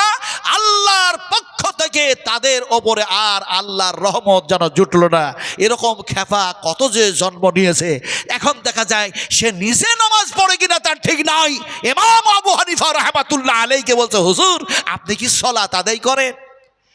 ইমাম আবু হানিফা রাহমাতুল্লাহ আলাইহি খুব অবাক হয়ে গিয়ে, খুব আশ্চর্য হয়ে গিয়ে বললেন, ওই আল্লাহর বান্দা, তুমি আমাকে কি বলতে চাইছো, কি জানতে চাইছো? বলে, হুজুর আমি জানতে চাইছি যদি আপনি নামাজ পড়ে থাকেন তাহলে নামাজের মধ্যে, সালাতের মধ্যে তাশাহুদে বসে আঙুলটাকে এমনি করে হিলান কেন, নড়ান কেন? তো ইমাম আবু হানিফা রাহমাতুল্লাহ আলাইহি বললেন, আশহাদু আল্লা ইলাহা ইল্লাল্লাহ, বিশ্বনবীর সুন্নাত আদায় করি। আমার রাসূল যেভাবে সালাত আদায় করেছেন, সাল্লু কামা রাআইতুমুনি উসাল্লি, আমি সেইভাবে নামাজ পড়ি, সালাত আদায় করি। এখন ও মানুষটা সেসব বুঝে না, বলে আমার প্রশ্ন হলো, হুজুর আঙুলটা হিলান কেন? ও নবীর সুন্নাত আদায় করেন না নবী যেমনভাবে নামাজ পড়েছেন সেইভাবে পড়েন, ওটা আমার প্রশ্ন নয়। আঙুলটা নড়ান কেন, এটা আমার প্রশ্ন। ইমাম আবু হানিফা রাহমাতুল্লাহ আলাইহি দেখলেন এই বড়ই বেয়াদব আছে, এ দলিল মানে না। শেষ পর্যন্ত তিনি বললেন, জানো এই আঙুলটা কেন হিলাই নড়ায়? নামাজের মধ্যে শয়তান যখন বিভ্রান্ত করতে আসে আঙুলটাকে হিলায়া দিই, আর ঘুষা লাগে শয়তান পালায়া যায়। ইমাম আবু হানিফা রাহমাতুল্লাহ আলাইহির কথা শুনে সেই লোকটা বলল, যে শয়তানকে চোখ দিয়ে দেখা যায় না, আঙুল হিলালে, আঙুল নড়ালে ওই শয়তানকে ঘুষা লাগে কেমন করে হুজুর? কেমন করে ঘুষা লাগে? তো বলছে, ইমাম আবু হানিফা রাহমাতুল্লাহ আলাইহি তাকে জবাব দিয়ে বললেন, শোনো, তুমি এখন এই দলিল আর যুক্তি মানবা মানো, না মানবে আমার এইটা মানো। কলা দেখিয়েছেন, কথা বুঝেন কিনা? কলা। তো লোকটা রেগে ফায়ার হয়ে গেছে, উত্তর সঠিক দিতে পারেন না আর বুড়ো আঙুল দেখাচ্ছেন। ইমাম আবু হানিফা রাহমাতুল্লাহ আলাইহি বললেন, এই আঙুল দেখালে তুমি এত রাগ করছো কেন? বলে, রাগ করবো না? আপনি বুড়ো আঙুল দেখাবেন, কলা দেখাবেন, আর রাগ করবো না মানে? ইমাম আবু হানিফা রাহমাতুল্লাহ আলাইহি বললেন, এই আঙুলটা দেখালে তোর যদি রাগ ধরে, এই আঙুলটায় নড়ালে কি শয়তানকে ঘোচা লাগবে না রে গাধা? ঘোচা তো লাগবেই। তার মানে কোরআন আর হাদিস যখন আলোচনা করা হবে, মানুষ বলে এগুলো বলছে কি, এগুলি শুনতে ভালো লাগে না, তাহলে মৌলানা ফজলে হক খায়রাবাদীর কথা আলোচনা করতে হবে, মৌলানা ইয়াহিয়া খানের কথা আলোচনা করতে হবে, ইমাম আল্লামা তাইমিয়ার কথা আলোচনা করতে হবে, ইমাম বুখারী রাহমাতুল্লাহ আলাইহির কথা আলোচনা করতে হবে। তাহলে এমনি করে ইমাম আহমদ বিন হাম্বল রাহমাতুল্লাহ আলাইহি জেল খেটেছেন, তার কথা আলোচনা করতে হবে। তাহলে এমনি করে দেখা যায় আল্লামা ইমাম তাইমিয়া 11 বার জেল খাটলেন, সে কথা বলতে হবে। ইমাম জহির রাহমাতুল্লাহ আলাইহি ইসলামাবাদে তিনি শহীদ হলেন, সে কথা বলতে হবে। কিন্তু সেই সব কথাগুলি একটি যেন মজমুন, একটি যেন বিষয়বস্তু, একটি আলোচনা অবশ্যই। কিন্তু আল্লাহর কসম খেয়ে বলি, ইমানের মরিচা যদি সাফ করতে হয়, ইমানের জং যদি সাফ করতে হয়, তাহলে পরে কোরআন এবং সেই সুন্নাহ বিশ্বনবী মুহাম্মদ রাসূলুল্লাহ সাল্লাল্লাহু আলাইহি ওয়াসাল্লামের হাদিস দিয়ে আমাদের যেন ময়লাগুলি, আমাদের ইমানের জংগুলি সাফ করা লাগবে। লাগবে না? লাগবে না? কথা বলতেছিলাম, সেই যুবকটা বলছে, হুজুর আপনি কি কোরআন ছাড়া কোনো ওয়াজ জানেন না? আমি বললাম, কমবক্ত, বেয়াদব, बैठ जाओ, बैठ जाओ, बैठ जाओ। তো যুবকটা বলছে, হুজুর আপনি আমাকে বেয়াদব বলে গাল দিলেন, আপনাকে বলেছি কোরআন ছাড়া কি ওয়াজ জানেন না, এর উত্তর কি এইটা? আপনি আমাকে বকাঝকা করবেন, গাল দিবেন? বলে, আমি গালি দিই নাই, এটা বকাঝকা নয়, এটা আমার একটা বদ অভ্যাস যে আমার মাদ্রাসার ছাত্ররা, আমি রিয়াজুল উলুম আলহামদুলিল্লাহ সুম্মা আলহামদুলিল্লাহ, সে মাদ্রাসার সাথে যতভাবে কাছাকাছি জড়িত, সে মাদ্রাসার আলহামদুলিল্লাহ আমি আবার সভাপতিও। কথা বললেন কি, বুঝলেন কি না? তো ওকে বললাম, শোনো আমার এটা বদ অভ্যাস, যখন ছাত্ররা একটু যেন দেখা যায় এরকমভাবে দুষ্টামি আর বদমাশি করে, সে সময় বলি, কম বক্ত ক্যা কর রে হো, क्या कर रहे हो বেয়াদব ইয়া क्या करते हो ইত্যাদি ইত্যাদি। তো তুমি যখন বলেছো কোরআন ছাড়া কি ওয়াজ জানেন না হুজুর, তাই তোমাকেও বেয়াদব বলেছি, এখানে আমি কিছু ভুল করি নাই। উনি বললেন আমি আমার উত্তর পেলাম না। ওকে আমি বুঝালাম, বলে শোনো, এক যুবক বিয়ে করেছে, নতুন যেন শ্বশুর বাড়ি বেড়াতে গেছে, শ্বশুর বাড়িতে বেড়াতে গিয়ে দেখছে যে শ্বশুর মহাশয় একটা ঘরের মধ্যে বসে বসে যেন বিড়ি পান করছে। আপনাদের বর্ধমান জেলায় তো কেউ বিড়ি টিড়ি খায় না, হ্যাঁ খায়, একটু বেয়াদব খাবে খাবে মিলায় নেবেন। আমার ওয়াজগুলি খুব ঠান্ডা মাথাতে বুঝতে হবে, কথা বুঝেন কি না। এখন শ্বশুর মহাশয় বিড়ি পান করছে বলে নতুন জামাইটা এখন এই অবস্থা দেখে অন্য একটা রুমে চলে গেছে। এমন সময় তার স্ত্রী গিয়ে তার হাতটাকে চপ করে ধরেছে, ধরার পরে বলল তুমি এত বড় বেয়াদব। স্বামীটা বলল, জামাইটা বলল আমি কি ভুল করেছি? বলে মারাত্মক ভুল করেছো, তুমি কখনো আসলে আজকে প্রথম আসলে শ্বশুর বাড়ি বেড়াতে, তোমার শ্বশুর ওই ঘরে বসে রয়েছে, আমার আব্বা যান, তাকে সালাম দিলে না, বিনা সালামে তুমি এই ঘরের মধ্যে ঢুকে পড়লে। জামাইটা বিছানায় শুয়ে শুয়ে বলছে হাই আফসোস, হাই আফসোস, হাই আফসোস। আরে আমি নতুন জামাই তোমাদের বাড়িতে আসলাম, অথচ দেখি শ্বশুর মশাই বিড়ি পান করছে, তাই আমি লজ্জায় লজ্জিত হয়ে আমি এই ঘরের মধ্যে প্রবেশ করলাম। আর তোমার আব্বা জানছে যে নতুন জামাই বাড়িতে আসছে, বিড়িটা পান করব না, বিড়িটা খাবো না, ফেলে দিই। অথচ তোর বাপ জামাই দেখো বিড়ি খেতেই থাকলো, অথচ সে বেয়াদব হলো না, আর আমি একটু শরম লজ্জা করে অন্য ঘরে আসলাম আর আমি বেয়াদব হয়ে গেলাম। এখন ওই জামাইয়ের মাথায় বারবার ঘুরপাক খায় এই কথা। সকালবেলা হয়ে স্ত্রীকে অর্ধাঙ্গিনীকে বলল, এসছিলাম থাকবো বেড়াবো, কিন্তু থাকা হলো না, বেড়ানো হলো না। শেষ পর্যন্ত বলল অন্যদিন আসবো আর থাকবো আর বেড়াবো আর খাবো, এখন চললাম, বাড়িতে কাজ প্রচুর আছে। এখন এই বলে চলে গেল। দেখা যায় কিছুদিন পর আবার আসছে জামাইটা শ্বশুর বাড়ি বেড়াতে, আর আল্লাহকে বলছে আল্লাহ তুমি শ্বশুর বাড়ি আমাকে নিয়ে যাচ্ছ, আর বেয়াদবের মতো কাজ করায়ও না। শেষ পর্যন্ত দেখা যাচ্ছে এই প্রার্থনা করতে করতে শ্বশুর বাড়ির যখন কাছে এসছে, সেই দিন শ্বশুর মশাই বিড়ি পান করে না। এখন যে গেটটা দিয়ে জামাই বাড়ির মধ্যে যাবে, সেই গেটের পাশে শ্বশুর যেন পেশাব করতে বসেছে। এখন পেশাব যখন করতে বসেছে, তখন জামাইটা শ্বশুরের পিছনে দাঁড়ায় বলছে, শ্বশুর আব্বাজি আসসালামু আলাইকুম ওয়া রাহমাতুল্লাহি ওয়া বারাকাতুহু। শ্বশুর বলছে হাই রে বেয়াদব জামাই, সেই দিন দেখা যায় এরকম হলো, আজকে এরকম। এইরকমভাবে দেখা যায় শ্বশুর মনে মনে বলে এখন আমি পেশাব করব না এর সালামের জবাব দেব। আর ও জামাই দেখছে সেই দিন সালাম দেই নাই বলে আমি বেয়াদব হয়েছি, আজকে সালামের উত্তর না পাওয়া পর্যন্ত সালাম দেওয়া বন্ধ করব না, সালাম দিতেই থাকবো। এখন দেখা যায় সালাম দিতেই আছে, ও উত্তর দিতে পারছে না, ও বলছে ও ঠেলাই পড়েছে, ও ঠেলাই পড়েছে। তার যখন পেশাব করা শেষ হলো, তখন শ্বশুর বলছে জামাই বাবাজি তুমি যত বেয়াদব, তোমার বাপ মনে হয় এর চাইতে বেশি বড় বেয়াদব ছিল। তো জামাইটা বলছে আর নতুন জামাই হয়ে থাকবো না, ঝগড়া করবই শ্বশুরের সঙ্গে। এমন সময় শ্বশুরকে বলল, শ্বশুর আব্বাজি প্রথম দিন আসলাম তো আপনি বিড়ি পান করছিলেন, আজকে আসলাম তো পেশাব করলেন, পেশাব করার পরে পানিটুকু নিলেন না, কুলুপটুকু ধরলেন না, তো আমার বাপ বড় বেয়াদব না আপনি বড় বেয়াদব? যুবকটারে বললাম মেদিনীপুরে, ও বেয়াদব যুবক, তুমি কোরআন পড়তে জানো না, কোরআন পড়তে শিখো নাই, কোরআনের শিক্ষা নাও নাই। কুল্লে আলিয়াস্তাবিল্লাযীনা ইয়ালামুনা ওয়াল্লাযীনা লা ইয়ালামুন। আল্লাহ পাক যেন বলেন শিক্ষিত মানুষ আর অশিক্ষিত মানুষ কখনোই যেন সমান হয় না। লা ইলাহা ইল্লাল্লাহ পড়বেন না, বেদাত হয়ে যাবে। मैं চ্যালেঞ্জ করতা হুঁ, যতবার পড়বেন ততবার কোরআন তেলাওয়াত করা হবে। জোরে বলুন সুবহানাল্লাহ, আরো জোরে বলুন সুবহানাল্লাহ। বলে কেমন করে হুজুর? বলে এমনি করে। আল্লাহ পাক কোরআনের মধ্যে বলেন লা ইলাহা ইল্লা হুয়া ইলাইহিল মাসির। আমি ছাড়া কোনো এলা নাই, আমি ছাড়া কোনো মাবুদ নেই, আমি ছাড়া কোনো স্রষ্টা নেই, আমি হলাম একজন আল্লাহ। ইলাইহিল মাসির, তোমাদের সকলকে আমার কাছে ফিরে আসা লাগবে। কোরআনের অন্য জায়গায় বলা হয়েছে লা ইলাহা ইল্লা হুয়া ইহয়ি ওয়া ইউমিত। আমি ছাড়া কোনো এলা নেই, আমি ছাড়া কোনো মাবুদ নেই, আমি হলাম একজন আল্লাহ। আর হুয়া ইহয়ি ইউমিত, আমি হলাম হায়াতের মালিক আর আমি যেন মওতের মালিক।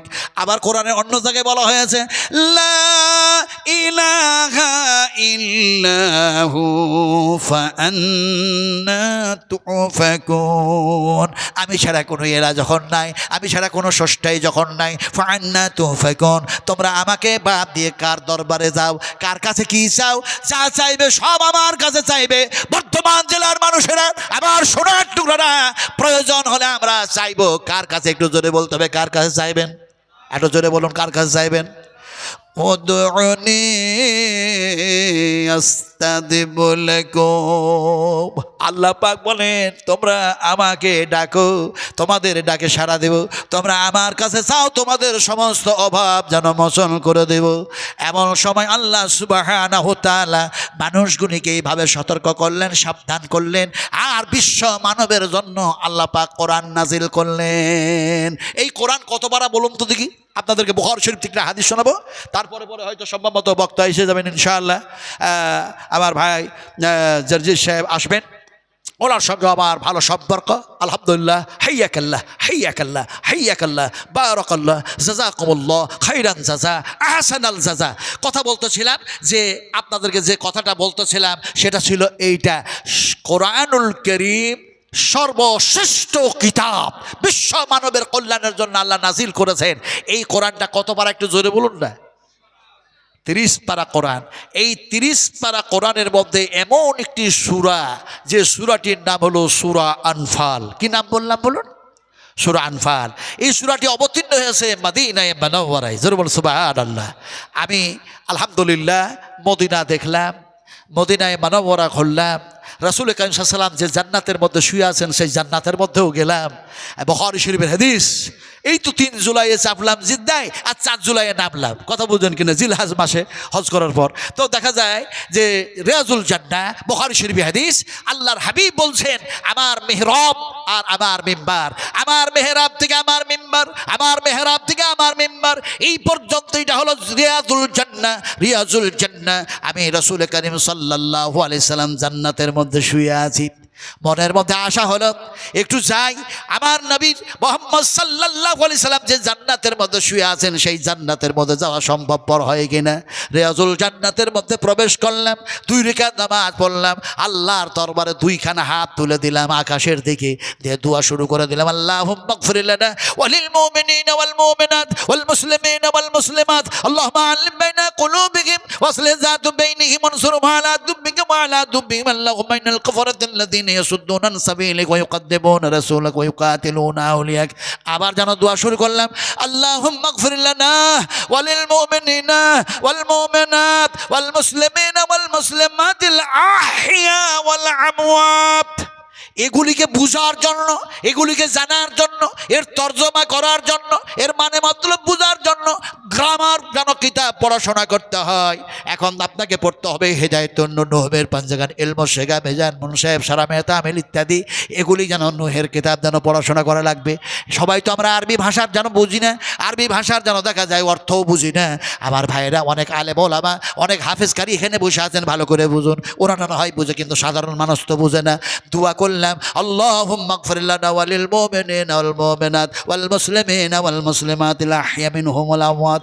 আয় আল্লাহ, পৃথিবীতে যত মুমিন মুমিনা, যত মুসলিম মুসলিমা জীবিত আছে, আল্লাহ তুমি তাদের ক্ষমা করে দাও, মাফ করে দাও। আর যত মুমিন মুমিনা, মুসলিম মুসলিমা কবরের মধ্যে শুয়ে আছে, আল্লাহ তুমি তাদেরকেও যেন ক্ষমা করে দাও, মাফ করে দাও। জোরে বলুন আমিন।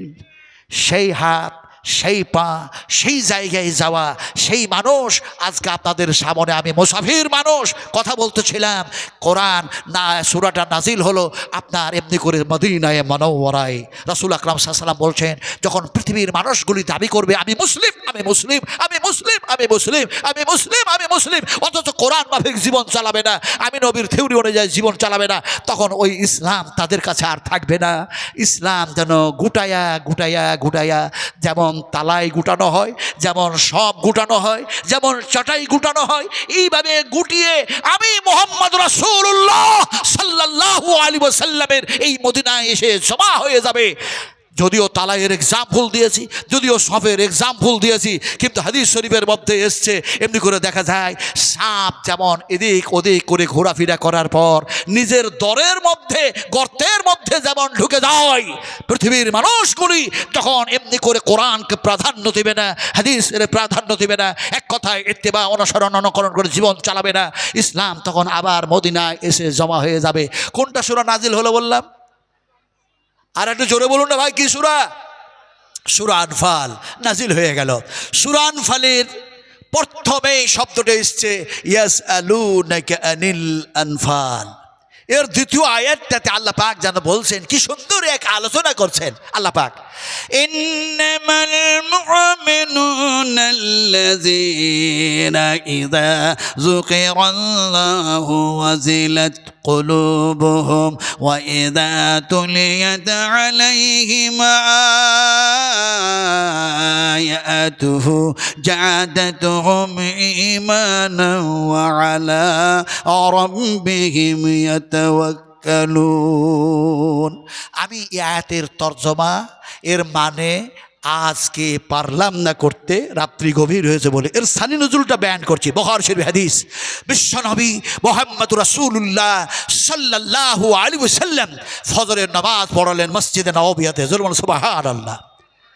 হাদিস বয়ান করছি। হাদিস কবিতা ছন্দে গজল নাদ গেয়ে ইমানের জাররা বরাবর লাভ হয় না। রুহের খোরাক হচ্ছে মোমেনদের, রুহের খোরাক হচ্ছে এগুলি যেগুলি আপনাদের সামনে আল্লাহ পাক আমাকে বলাইয়া নিচ্ছেন। কারণ কিয়ামতের মাঠে জিজ্ঞাসা করা হবে, নাজমা আলম কোথা থেকে ওয়াজ করেছিলে, কোন ওয়াজ করেছিলে? যে ওয়াজ, যে নসিহত, যে ওসিহত, যে আমর বিল মারুফ আবার নবী বলেছিলেন সেইগুলি বলেছিলে না মানুষগুলিকে অন্য কিছু বলেছিলে? কিয়ামতের মাঠে যাতে খাজানা হতে হয়, ফাআখাযাতুহুম ফাকাইফা কানা ইকাব। আল্লাহ যদি তার আযাব দিয়ে পাকড়াও করে, আল্লাহ ছাড়া বাঁচাবার কেউ থাকবে না।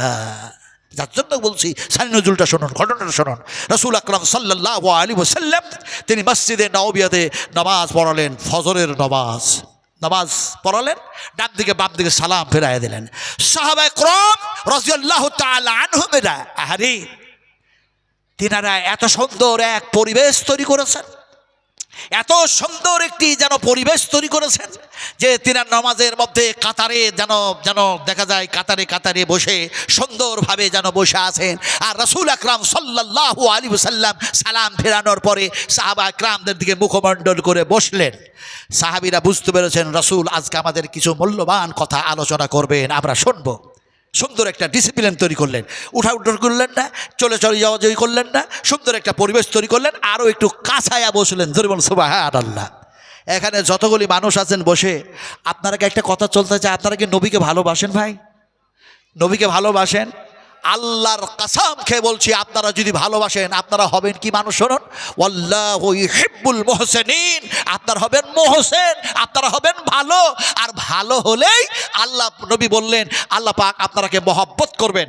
হাদিস শরীফের মধ্যে এসছে, বুখারী শরীফের মধ্যে আল্লাহ পাক হযরত জিবরিলকে ডাকেন আর বলেন এই মানুষটাকে আমি ভালোবাসি, মুহসিন এই ভালো মানুষ, একে ভালোবাসি। জিবরিল তুমি একে মহব্বত করতে লাগো, একেও ভালোবাসতে লাগো। হযরত জিবরিল তাকে ভালোবাসতে লাগেন আর আকাশের ফেরেশতাগুলিকে ডেকে ডেকে যেন জিবরিল বলেন, ও আকাশের ফেরেশতারা, আল্লাহ পাক এই মানুষটাকে ভালোবাসেন, মহব্বত করেন, আমাকে ভালোবাসতে বলেছেন, আমি জিবরিল তাকে মহব্বত করি। ও আকাশের ফেরেশতারা তোমরাও একে মহব্বত করো, ভালোবাসো।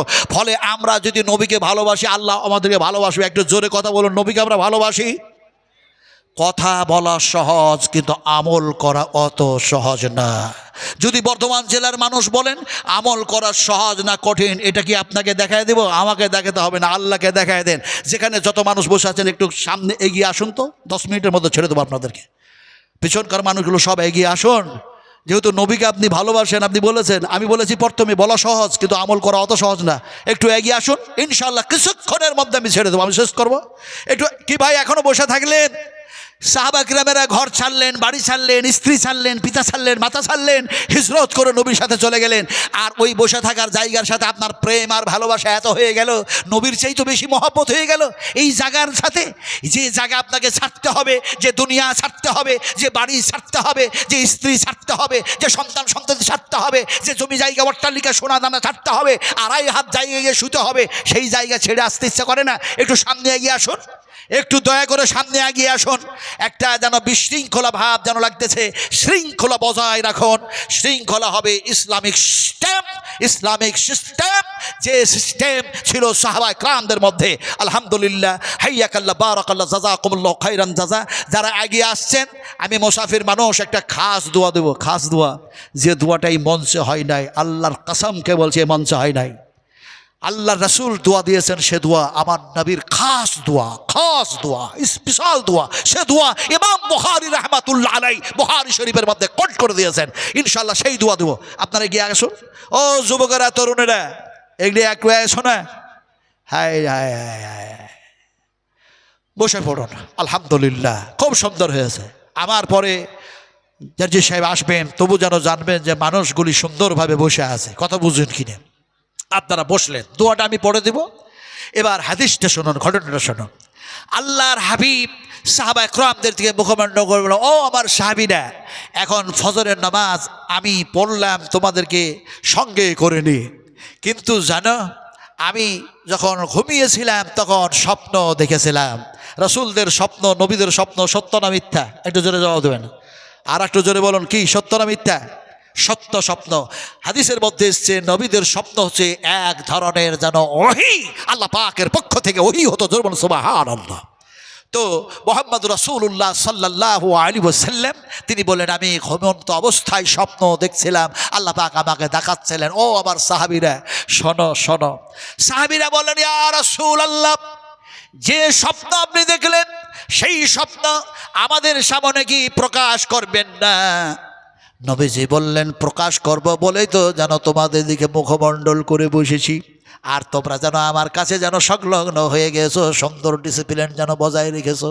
শোনো, আমি ঘুমিয়েছিলাম, ঘুমন্ত অবস্থায় দেখি আমার সামন দিয়ে একটি যেন লম্বা যেন মানুষ পেরিয়ে যেন চলে যাচ্ছে।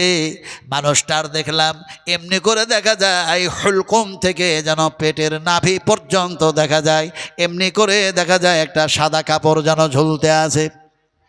বিশ্বনবী মুহাম্মদ রাসূলুল্লাহ সাল্লাল্লাহু আলাইহি ওয়াসাল্লাম বললেন, মানুষটি পেরিয়ে চলে যায়, তখনও দেখা যায় এমনি করে সুবহ সাদেকের ওয়াক্ত হয় নাই, তখনও বেলাল আজান দেয় নাই। আরে হযরতে বিলালের আজান কণ্ঠস্বর আজও যেন মসজিদে নববিয়াতে ভাসতেছে। মনে হয় না ভারতে যাব, এখান থেকে নবীর কাছ থেকে চলে যাব, যখন আজান হচ্ছে সেখানে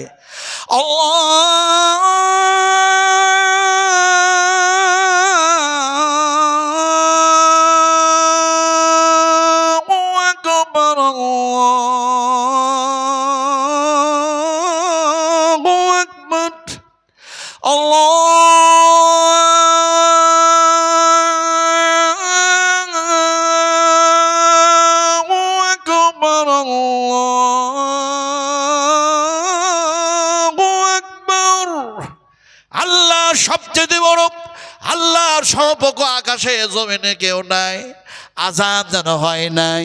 বিশ্বনবী মুহাম্মদ রাসূলুল্লাহ সাল্লাল্লাহু আলাইহি ওয়াসাল্লাম তিনি বললেন, ও আমার সাহাবীরা, সে সময় দেখি আমার স্বপ্ন যেন চলতে আছে। আর একজনের দেখলাম এমনি করে দেখা যায় যেন এমনি করে হুলকুম থেকে নিয়ে, মাথা থেকে নিয়ে হুলকুম পর্যন্ত না, হুলকুম থেকে নিয়ে দেখা যায় সিনা পর্যন্ত একটা সাদা কাপড় ঝুলতে আছে। সে মানুষটাও যেন পেরিয়ে চলে গেল। আর একজন মানুষকে দেখি তার মাথা থেকে নিয়ে পায়ের নিচু পর্যন্ত সাদা কাপড় ঝুলতে আছে, আরও যেন আধ হাত কাপড় বেশি হয়ে গিয়েছে, সেই কাপড়টা যেন মাটিতে ছেঁচুরতে আর ধেঁধুরতে ধেঁধুরতে যেন পেরিয়ে চলে গেল। এমন সময় হযরতে বেলাল যেন আজান দিয়েছে, তাহাজ্জুদের নামাজ পড়ে আমি রাসূলুল্লাহ শুয়েছিলাম, স্বপ্ন দেখলাম যেন আজান শুনে ঘুম ভাঙলো। আমি মুহাম্মদ সাল্লাল্লাহু আলাইহি ওয়াসাল্লাম তোমাদের কাছে আসলাম, নামাজ পড়লাম, নামাজ পড়ালাম, নামাজ শেষ করলাম, এমনি করে তিনজন মানুষ আমার সামনে দিয়ে পেরিয়ে চলে গেল। আল্লাহর হাবিব যেন বলছেন এই তিনজন মানুষকে যেন স্বপ্নের মাধ্যমে আল্লাহ পাক আমাকে দেখালেন, আমি দেখলাম। সাহাবীরা বললেন, ইয়া রাসূলুল্লাহকে যে তিনজন মানুষকে আপনি দেখলেন ওই তিনজন মানুষের সঙ্গে কি আমাদের পরিচয় করিয়ে দিবেন না, আমাদের কি একটু পরিচয় করিয়ে দিবেন না? নবীজি বললেন, তোমরা কি পরিচিত হতে চাও, তাদের পরিচয় কি পেতে চাও? এমন সময় তেনারা বললেন, নম, জি হ্যাঁ, পরিচয় পেতে চাই। আল্লাহর হাবিব বললেন, যার কথা তোমাদের সামনে বললাম, এই হুলকুম থেকে নিয়ে পেটের নাভি পর্যন্ত সাদা কাপড় ঝুলতেছিল, উনি অন্য কেউ না, তিনি হলেন আমিরুল মুমিনিন খলিফাতুল মুসলিমিন হযরতে আবু বকর সিদ্দিক রাদিয়াল্লাহু তাআলা আনহু। যার কথা বললাম তোমাদের সামনে, এমনি করে দেখা যায় হুলকুম থেকে নিয়ে সিনা পর্যন্ত সাদা কাপড় ঝুলতেছিল, সেই মানুষটা অন্য কেউ না, তিনি হলেন আমিরুল মুমিনিন খলিফাতুল মুসলিমিন হযরতে উসমান গনি রাদিয়াল্লাহু তাআলা আনহু। যার কথা বললাম মাথা থেকে নিয়ে পায়ের নিচু পর্যন্ত কাপড় যেন ঝুলতেছিল বেশি হয়ে, সেটা অন্য কোনো মানুষ না, তিনি হলেন আমিরুল মুমিনিন খলিফাতুল মুসলিমিন হযরতে ওমর ফারুক রাদিয়াল্লাহু তাআলা আনহু। এমন সময় বিশ্ব নবী বললেন, তাদের পরিচয় তো তোমাদের দিয়ে দিলাম। সাহাবায়ে কেরামেরা বিশ্ব নবীকে সাংঘাতিকভাবে অনয় বিনয় করে না, রাসূলকে মোহাব্বতের সঙ্গে বললেন, ইয়া রাসূলুল্লাহ, ইয়া হাবিবাল্লাহ, নবীজি নবীজি নবীজি। তিনজন সাহাবীকে তিনজন মানুষের নাম আপনি প্রকাশ করেছেন, এরা যেন আসারায়ে মুবাশশারা, এরা হলো জান্নাতি, এরা হলো জান্নাতি, এরা হলো জান্নাতি। আপনি বলেছেন এরা জান্নাতি, জান্নাতি মানুষ। তিনজন মানুষকে স্বপ্নের মাধ্যমে আপনি দেখলেন, এটা না হয় বুঝলাম, না হয় তারাকে চিনতে পারলাম, কিন্তু নবীজি এমনি করে সাদা কাপড়গুলি লম্বা লম্বা হয়ে ঝুলতেছিল, ওইগুলি কি বুঝতে পারি না। আল্লাহ নবী সে সময় বললেন, এমনি করে দেখা যায় সেগুলি তাদের সাদা কাপড় ছিল না, সাদা কাপড় ছিল না, বরং ওগুলি তাদের ঈমানের পর্দা ঝুলতেছিল। বিশ্ব নবী মুহাম্মদুর রাসূলুল্লাহ সাল্লাল্লাহু আলাইহি সাল্লাম যেন বললেন, ওগুলি তাদের ঈমানের পর্দা, ঈমানের পর্দা। আসলে বলতে চাইলাম, আপনাদের বুঝাতে চাইলাম, এমনি করে যদি হযরতে ওমরের মতো, হযরতে আবু বকরের মতো, হযরতে উসমান গনির মতো আমাদেরও যদি ঈমান হয়ে যেত পাকা আর পোক্তা, তাহলে আমরা ভরসা করতাম কার উপরে? কার উপরে ভরসা করতাম? আল্লাহ পাক সে কথাই এই আয়াতের মধ্যে আলোচনা করেছেন, ইন্নামাল মুমিনুনাল্লাযীনা ইযা যুকিরাল্লাহ। ওই মুমিনদের সামনে, ওই মুমিনাদের সামনে এক আল্লাহর কথা যখন আলোচনা করা হয়, আলোচনা যখন করা হয়, আলোচনা করতে করতে করতে করতে দেখা যায় তাদের দিল আল্লাহর ভয়ে যেন দেখা যায় কাঁপতে শুরু করে। আর এরকম অবস্থায় আল্লাহর কথা শোনানো হয় না শুধু, এমনি করে দেখা যায় যখন আলোচনা করা হয় তখন দুইটা জিনিস একত্রিত হয়ে যায়। আর একত্রিত হয়ে যেয়ে কি হয়? ওয়াজিলাত কুলুবুহুম জাদাতুহুম ঈমান পরিচিত হয়ে যায়, ঈমান যেন মজবুত হয়ে যায়, ঈমান পাকাপোক্ত হয়ে যায়। আর সেই সমস্ত ঈমানদার বলে তাওয়াক্কালতু আলাল্লাহ, এক আল্লাহর প্রতি তারা তাওয়াক্কুল করে। আমার ভাইরা, কথা বলতেছিলাম যে ঈমান এমন এক জিনিস, ঈমান এমন এক নিয়ামত, এই ঈমান সম্পর্কে যেন দেখা যায় এমনি করে দাওয়াতের কাজ হয়েছে, রাসূলরা দিয়েছেন, পয়গম্বর দিয়েছেন, নবীরা দিয়েছেন। কথা বলতেছিলাম ঈমান, ঈমান ঈমান যদি মজবুত হয় ভরসা করব আল্লাহর উপরে, তাওয়াক্কুল করব আল্লাহর উপরে। এখন আমরা যে ঈমানদার, আমরা যে ঘুম নষ্ট করেছি, বিছানা ত্যাগ করেছি, আরাম আরাইশ ত্যাগ করেছি, এখানে বসে আছি, আল্লাহ পাক বলছেন, ও ঈমানদাররা শোনো, ঘুম নষ্ট করেছো, বিছানা ত্যাগ করেছো, আরাম আরাইশগুলিকে বিসর্জন দিয়েছো, আমি আল্লাহ সুবহানাহু ওয়া তাআলার উপরে ভরসা করেছো, আমি আল্লাহ যেন বলতেছি তোমাদের জন্য ইনাম, তোমাদের জন্য প্রাইজ, তোমাদের জন্য উপহার যেন আমি রেখেছি। আল্লাহ পাক যেন উপহারের নাম বলছেন, আল্লাহ পাক বলছেন কি কি উপহার রেখেছি শোনো। আল্লাহ পাক যেন বলেন, এমনি করে দেখা যায় লাহুম মাগফিরাতুন ওয়া রিজকুন কারীম, লাহুম মাগফিরাতুন, আল্লাহ পাক বলছেন আমি তোমাদেরকে ক্ষমা করে দেব, আর তোমরাকে রিস্ক দান করব, উত্তম রিস্ক দান করব। এখন এই দুইটা শব্দের আমি কিছুক্ষণ আপনাদের সামনে একটু বিশ্লেষণ ভালো করে করব, বুঝুন। আল্লাহ পাক বলছেন লাহুম মাগফিরাতুন, আমি তোমাদেরকে ক্ষমা করে দেব। ক্ষমা করার আল্লাহর সিস্টেম হচ্ছে দুই ধরনের। একটা সিস্টেম হচ্ছে দুনিয়াবি, আর একটা হচ্ছে উখরাবি। একটা হচ্ছে ইহকাল আর একটা হচ্ছে পরকাল। কেমনে আপনাকে বুঝাই। একদিন এক যেন পাপাচার অন্যায় করেছে জমিনে, আল্লাহর জমিনে। এখন গভীর রাত্রে এক পর্বতের ওপরে চেপে সে বলছে, হে আমার রব, হে আমার প্রতিপালক, এমনি করে দেখা যায় আমি এত অন্যায় করেছি, এত জুলম করেছি, এ জুলমের কোনো ক্ষমা নাই, কিন্তু এই সময় তোমার কাছে ক্ষমা চাইছি, তুমি আমারে মাফ করে দাও। আল্লাহ রাব্বুল আলামিন তার ইখলাসের দিকে, তার নিয়তের দিকে, তার যেন দেখা যায় এমনি করে যেন বলার দিকে সব কিছু লক্ষ্য করে যেন বললেন লাহুম মাগফিরাতুন, আমি মাফ করে দিলাম, আর ভুল করো না। দেখা যায় মানুষটি আবার অন্যায় করেছে, তারপরে দেখা যায় আবার ওইভাবে ক্ষমা চাইছে, আল্লাহ বলেন আবার যেন মাফ করে দিলাম। এবার চূড়ান্ত সীমা লঙ্ঘন করেছে, তারপরে আবার সেই মানুষটি আবার বলছে আমারে ক্ষমা করে দাও। আল্লাহ বলছেন আর ক্ষমা হবে না, একবার করেছি, দুইবার করেছি, আর তো ক্ষমা হবে না। তার মানে যে বারবার অন্যায় করেছে, জুলম করেছে, এত মারাত্মক জুলম, তার নাম হলো ফেরাউন। আমি লম্বা যেন ঘটনা আলোচনা করতে যাব না। অন্যায় করার পরে ক্ষমা চেয়েছে, আল্লাহ পাক বারবার মাফ করে দিয়েছেন, আর ক্ষমা নয়, আর মাফ নয়। সে যেন সে সময় বলছে আমাকে আল্লাহ মাফ করো, আল্লাহ পাক যেন এখন এখন এখন ওয়াকাদ আসাইতা ক্বাবলু ওয়া কুনতা মিনাল মুফসিদিন, এই সময় তুমি এত জুলম করেছো, অন্যায় করেছো, আর ক্ষমা হবে না। এটা হচ্ছে দুনিয়ার সিস্টেম ক্ষমা করার। আখিরাতের সিস্টেমটা কেমন? আখিরাতের সিস্টেম যেটা হবে সেটা হবে এরকম।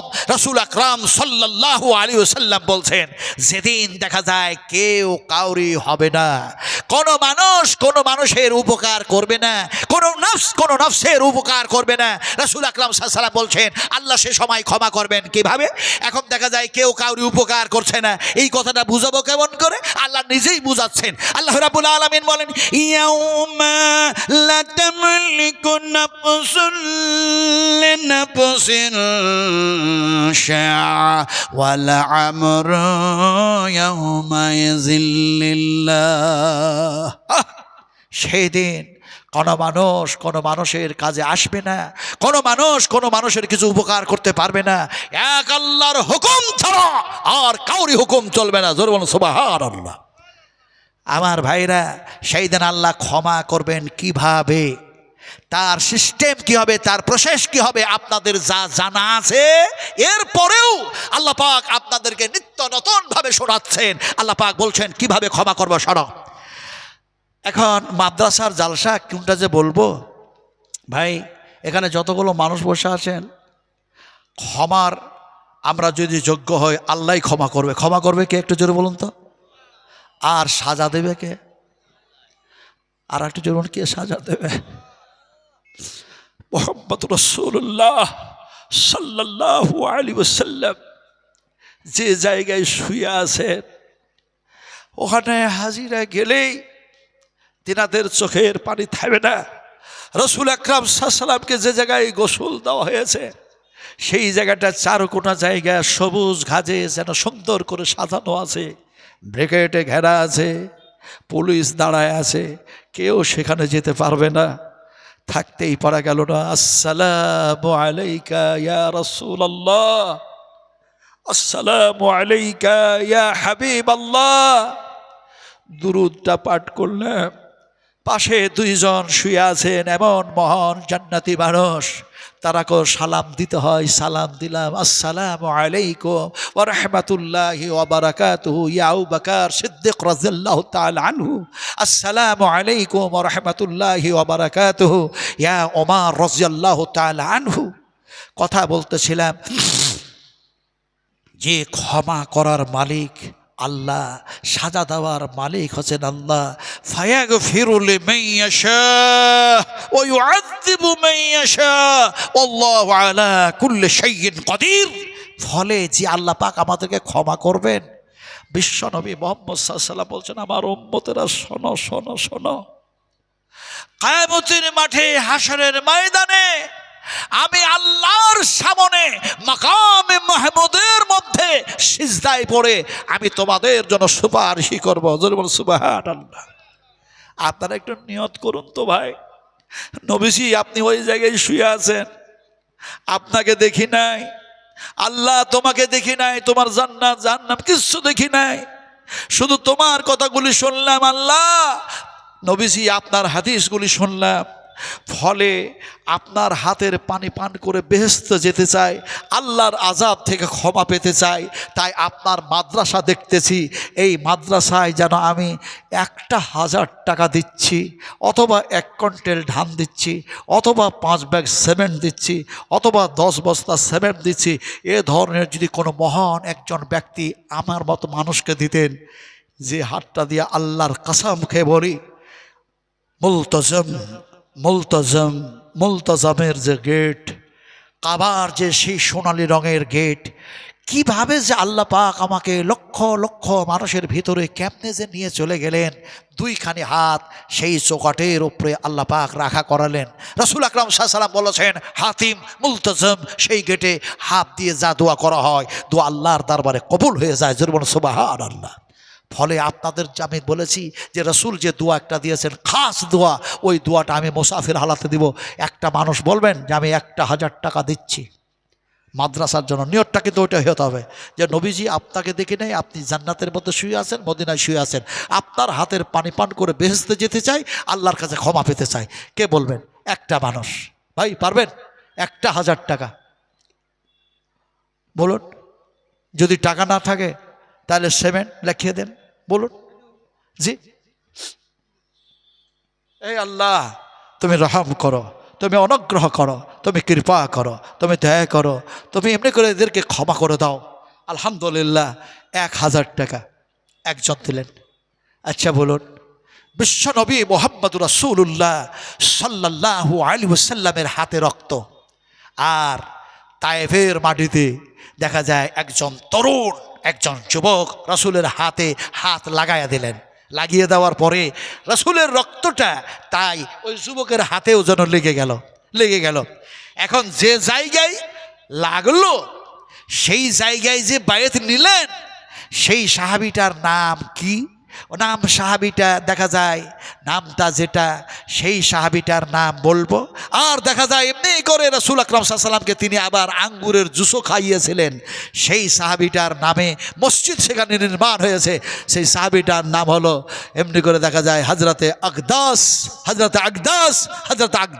রাদিয়াল্লাহু তাআলা আনহু। ভাই আমি বলতেছিলাম হযরতে আকদাস নবীর রক্তটা তিনার হাতে রাখলো, মসজিদ নির্মাণ হলো, রাসূলকে জুস পান করালেন, আর একজন দিয়েছেন, এমনি করে 3 জন হলো। ভাই হাইয়াকাল্লাহ বারাকাল্লাহ, সুলতানপুর বাড়ি আঙ্গুর শেখ, তিনি বলছেন আমি 5 ব্যাগ সিমেন্ট দেবো। আলহামদুলিল্লাহ 3 জন দিয়েছেন 1,000 করে। আর আমার ভাই সোনাট করে বলছেন আমি 5 ব্যাগ সিমেন্ট দেবো। 4টা হলো। ইসলামের স্তম্ভ যদি 5টা হয়, নামাজের ওয়াক্ত যদি 5টা হয়, আর একজন মানুষ বলুন, আর একটি মানুষ বলুন, দোয়াটা আমি কিন্তু দিতে চেয়েছি কি দোয়া? যে দোয়াটা এখানে হয় নাই, সে দোয়াটা বুখারী শরীফের মধ্যে এসছে। আমার রাসূল যখন দোয়া দিলেন, সে সময় সেই মানুষটা, সেই আনসারী লোকটা, সেই সাহাবীটা আল্লাহর রহমতে, আল্লাহর দয়ায়, আল্লাহর অনুগ্রহে সবচেয়ে বড় ধনী হয়েছিলেন, সবচেয়ে বড় মালদার হয়ে গেছিলেন। দোয়াটা কি? সে দোয়াটা ইমাম বুখারী রাহমাতুল্লাহ নিয়ে এসছেন। রাসূল আকরাম সাল্লাল্লাহু আলাইহি ওয়াসাল্লাম বলেছেন মুসাফিরের দোয়া কবুল হয়, এমনি করে মাতা পিতার দোয়া কবুল হয়, এমনি করে দেখা যায় মজলুম মানুষের দোয়া কবুল হয়ে যায়। তো বলছিলাম একজন আরেকজন দিয়েছেন আলহামদুলিল্লাহ 1,000 টাকা, তাহলে 5 জন হলো। বলুন 6 নম্বরে বলুন, 10 জন দেন, আর 5 হয়েছে, আর 5 জন মানুষ দেন। আলহামদুলিল্লাহ। দেখুন কাফনের কাপড় কিনতে কত টাকা লাগে? কাফনের কাপড় কিনতে, জি বাবজি কাটারি বাড়ি, তিনি বলছেন আমি 8 ব্যাগ সিমেন্ট দিচ্ছি। আলহামদুলিল্লাহ হাইয়াকাল্লাহ বারাকাল্লাহ জাযাকুমুল্লাহু খাইরান জাযা আহসানাল জাযা আল্লাহুম্মা গফির লাহু ওয়াফিহি ওয়াফু আনহু ওয়াকরিম নুজুলাহু ওয়াসিবাত খালাহু ওয়াগসিলহু বিল মাই ওয়াসালজ ওয়াল বারদ ওয়ালাকিল খাদায়া কামা ইয়ানকা সাউবুল আবিয়াজ মিন আবদানাসি ওয়াবদিলহু দারান খায়রা মিন দারিহি ওয়া আহলান খায়রা মিন আহলিহি ওয়া যাওজান খায়রা মিন যাওজিহি ওয়া আদখিলহুল জান্নাহ। কথা বলতেছিলাম যে দোয়াটা রাসূল দিয়েছেন, ওই দোয়াটা আমি এখনো পড়ি নাই গো। বর্ধমান জেলার মানুষ এখনও পড়ি নাই, এখনও বলি নাই আনা মোসাফির। শুধু মোসাফির না, শুধু মেহমান না, আল্লাহর কসমকে বলি ওয়াদা যারা পূর্ণ করে তারা হচ্ছে তারা মোমেন। ওয়াদা যারা খিলাফ করে অবশ্যই এটা হচ্ছে মুনাফিকের আলামত, এটা হচ্ছে নিদর্শন বলি। আমি মুনাফিকের খাতায় নাম লেখাতে চাই না, সে দোয়াটা অবশ্যই আপনাদেরকে দেব মুসাফির হালাতে। কিন্তু বলছিলাম যে এমনি করে দেখা যায় 6 জন হয়েছে, তারপর এমনি করে দেখা যায় আরেকজন দিয়ে দিলেন, এমনি করে 5 ভাগ 7 দিয়ে যেন 7 জন হয়ে গেল। ভাই কথা বলছিলাম আরও যেন দিয়েছেন, এমনি করে যেন দেখা যায় 8 জন হলো, 9 10, আর 2 জন মানুষ দেন, হয় 7 দেন না হয় টাকা দেন। হ্যাঁ জি, মামা অসুস্থ আছেন, আল্লাহ তুমি সুস্থতা দান করো। আল্লাহুম্মা আনতাস শাফি, আয় আল্লাহ তুমি সবচেয়ে বড় শেফা দেনেওয়ালা মাবুদ, ইয়া রাব্বাল আলামিন, ইয়া আরহামার রাহিমিন, আল্লাহুম্মা আনতা খায়রুর রাহিমিন। আয় আল্লাহ 1000 টাকা দিয়েছে, আল্লাহ তুমি তাকে সুস্থতা দান করো, সবল শরীর বানায় দাও, সিহাতকে তার ভালো করে দাও। আয় আল্লাহ যতদিন দুনিয়ার জমিনে জীবিত রাখো, মুমিন বানায় রাখো, মুত্তাকিন বানায় রাখো, পরহেজগার বানায় রাখো, দ্বীনের খাদেম বানায় রাখো, মাদ্রাসার খাদেম বানায় রাখো, মসজিদের খাদেম বানায় রাখো। আল্লাহুম্মা আমিন, আল্লাহুম্মা আমিন। ভাই বলছিলাম এমনি করে দিতে আপনারা এখানে আরও অনেক মানুষ আছেন না 1000 টাকা দেওয়ার মতো। একজন যুবক তিনি দিতে সব দিয়ে শেষ করেছেন, কিচ্ছু নাই, সব দিয়ে দিয়েছেন। আনোয়ার ভাই দিয়েছেন 5 ব্যাগ সিমেন্ট, আলহামদুলিল্লাহ। একজন 5, আর একজন 5 ব্যাগ দিলেন, একজন 8 ব্যাগ দিলেন। এখন 3 জন দিয়েছেন, আর 2 জন মানুষ দেন, 5 ব্যাগ করে আর 2 জন মানুষ দেন। হাদিসটা শুনুন, ঘটনাটা শুনুন। এখন দেখা যায় তিনি দিতে সব শেষ করে দিয়েছেন, কিচ্ছু নাই। কিন্তু জিহাদের ময়দানে গিয়ে তিনি আবার শহীদ হয়ে গেলেন, শরীরের রক্তটাও দিয়ে দিলেন। হলোটা কি? রক্ত দিলেন, জান মাল সব দিয়ে দিয়েছেন। এবার দেখা যায় রক্তেই রক্তাক্ত রঞ্জিত শরীর যেন জমিনে পড়ে আছে। এমন সময় বিশ্ব নবীর কাছে সংবাদ আসলো, নবীজি আপনার এমন একজন সাহাবী তিনি যেন শহীদ হয়ে গেছেন, কিন্তু সেই শহীদের কাফনের কাপড় জুটছে না। দেখা যায় মাথার দিক যদি ঢাকা হয়, পায়ের দিক ফাঁকা হয়ে যায়, খালি হয়ে যায়। আর পায়ের দিক যদি ঢাকা হয়, মুখের দিক যেন ফাঁকা হয়ে যায়। রাসূল বললেন সে আমার সাহাবী কোনটা? বলে সে মাল দিতে এমনি করে এমন এক ধনাত্ম ঘরের ছেলে, সব কিছু যেন আল্লাহর নবীর মহব্বতে সব বিসর্জন দিয়ে দিয়েছে, এমনকি জীবনটাও দিয়ে দিল, তারপরও যেন তার কাফনের কাপড় জুটে না। নবী বললেন কে? এমন সময় সাহাবা ইকরামদের মুখ দিয়ে আসলো এমনি করে মুসাইব বিন উমাইর রাদিয়াল্লাহু তাআলা আনহু বিশ্ব নবী সে সময় বললেন আমার যেন ওমায়ের যেন শহীদ হয়ে গিয়েছে নাকি। নবীর যেন 2 চোখ লাল বর্ণ হয়ে গেল। আর তিনি বলে ফেললেন যে এইভাবে সব কিছু দেওয়ার পরে শরীরের রক্তটা আল্লাহর রাস্তায় বিলীন করে দিল, যার কাফনের কাপড়টা জুটতেছে না, আমি মুহাম্মদ সাল্লাল্লাহু আলাইহি ওয়াসাল্লাম বলছি তার মুখমণ্ডলটা ওই চাদর দিয়ে ঢেকে দাও। আর পায়ের দিকটা যদিও ফাঁকা হয়ে যাচ্ছে, এমনি করে খেজুরের পাতা ঘাস দিয়ে ঢেকে তারে দফন করে দাও। আমার ভাইয়েরা, বর্ধমান জেলার মায়েরা, আমার বোনেরা, আমার সোনার টুরারা, কথা বলতেছিলাম যদি দেখা যায় সব দিতে শরীরের রক্ত দেওয়ার পরেও তার যদি কাফনের কাপড় না জোটে, তাহলে এখানে অনেক মানুষ বসে আছেন 1000 টাকায় 500 টাকায় এমনি করে কাফনের কাপড় হয় না, কিন্তু বিশ্ব নবী মুহাম্মদুর রাসূলুল্লাহ সাল্লাল্লাহু আলাইহি সাল্লামের সেই সাহাবের রক্তের দামটাও তো হয় না। খালি যদি নিয়ত করতেন আয় আল্লাহ তুমি আমাকে দেওয়ার তৌফিক দান করো, তোমার নবীর মাদ্রাসায় 1000 টাকা দিচ্ছি অথবা 5 ব্যাগ সিমেন্ট দিয়ে দিচ্ছি, আল্লাহর কসম খেয়ে বলি সেই দিন আল্লাহ পাক আপনাদেরকে ক্ষমা করবেন কিভাবে। আল্লাহ পাক আপনাকে কিভাবে ক্ষমা করবেন সে হাদিস আমি শোনাবো, কিন্তু তার আগে যে কথাটা বলতেছিলাম, আমার রাসূল দোয়া দিচ্ছেন। দোয়াটা কি শুনুন। একজন বয়োজ্যেষ্ঠ মহিলা, একটা বৃদ্ধা মহিলা, সে যেন আসছে, এসে যেন বলছে আসসালামু আলাইকা ইয়া রাসূলুল্লাহ। আসসালামু আলাইকা ইয়া হাবিবাল্লাহ। আল্লাহর হাবিব সালামের জবাব দেওয়ার পর হযরত আবু বকর সিদ্দিককে বললেন, এমন একজন মহিলা যার গলার কণ্ঠস্বর এই বৃদ্ধ মহিলা বোঝা যায়, ফলে দেখো না কি তার অভাব হয়েছে, কি তার প্রয়োজন পড়েছে। হযরত আবু বকর গেলেন আর বললেন, আম্মা জান, আপনি নবীকে সালাম দিয়েছেন, নবী আপনার সালামের উত্তর দিয়েছেন, কি আপনি বলতেছেন?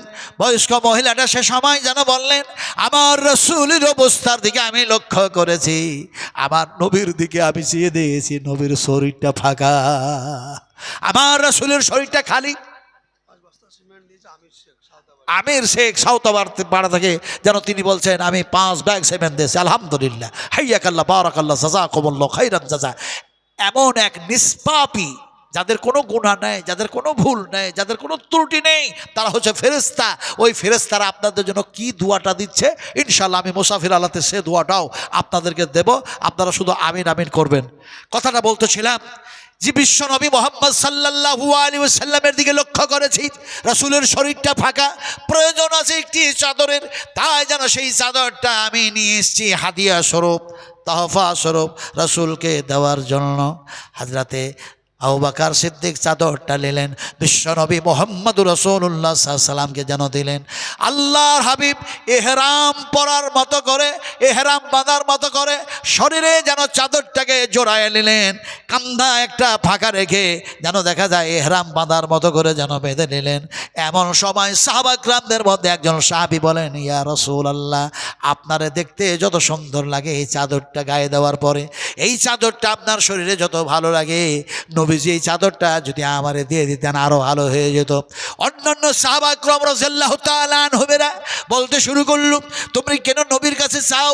নবীর প্রয়োজন ছিল তাই তো নবীকে কেউ যেন এটা হাদিয়া দিল, এরপরে তুমি চাও কেন? তুমি বড়ই যেন ভুল করতেছো, তুমি কি জানো না নবীর কাছে যেটা চাওয়া হয় নবী না বলতে পারেন না, ফলে কেন তুমি চাইলে? এমন সময় বিশ্বনবী মুহাম্মদুর রাসূলুল্লাহ সাল্লাল্লাহু আলাইহি ওয়াসাল্লাম তাদের কথাগুলি শুনতেছেন। এখন যে সাহাবী চাইলেন তিনি যেন বললেন, শোনো, নবীর শরীরে ঠেকানো, নবীর শরীরে টাচ করা এই যেন চাদরটা আমি যেন ব্যবহার করার জন্য চাই নাই, আমি চেয়েছি বিশ্বনবী মুহাম্মদুর রাসূলুল্লাহ সাল্লাল্লাহু আলাইহি ওয়াসাল্লামের শরীরে ঠেকানো এই চাদরটা আমি সুন্দর করে রেখে দিব, আর আমি যখন মৃত্যুবরণ করব সে সময় দেখা যায় এই চাদর দিয়ে যেন আমার কাফন তৈরি হবে, আর এই কাফন তৈরি করে আমার যেন দফন করা হবে। মিন্না খালাকনাকুম ওয়া ফিহা নুঈদুকুম ওয়া মিনহা নুখরিজুকুম তারাতান উখরা। আবার ভাইরা, আসলে বলতে চাইলাম আল্লাহ পাক আপনাদেরকে অনেক কিছু দিয়েছে, আর মাদ্রাসায় অসংখ্য আপনারা দান করেছেন, আলহামদুলিল্লাহ, কিন্তু আমি মুসাফির মানুষ, রাসূল বলেছেন মুসাফিরের দোয়া কবুল হয়, কবুল হয়, কবুল হয়, যার জন্য আপনাদের কাছে চাইলাম। আপনারা 10 জনেরও বেশি দিয়ে দিয়েছেন, আলহামদুলিল্লাহ। রাত্রি গভীর হয়েছে, দোয়াটা পড়িয়ে শুনে দিই, আপনারা শুধু আমিন আমিন করুন, শুধু আমিন আমিন করুন। ফেরেশতারা দোয়া যেটা দিচ্ছে সেটা কি বলছে?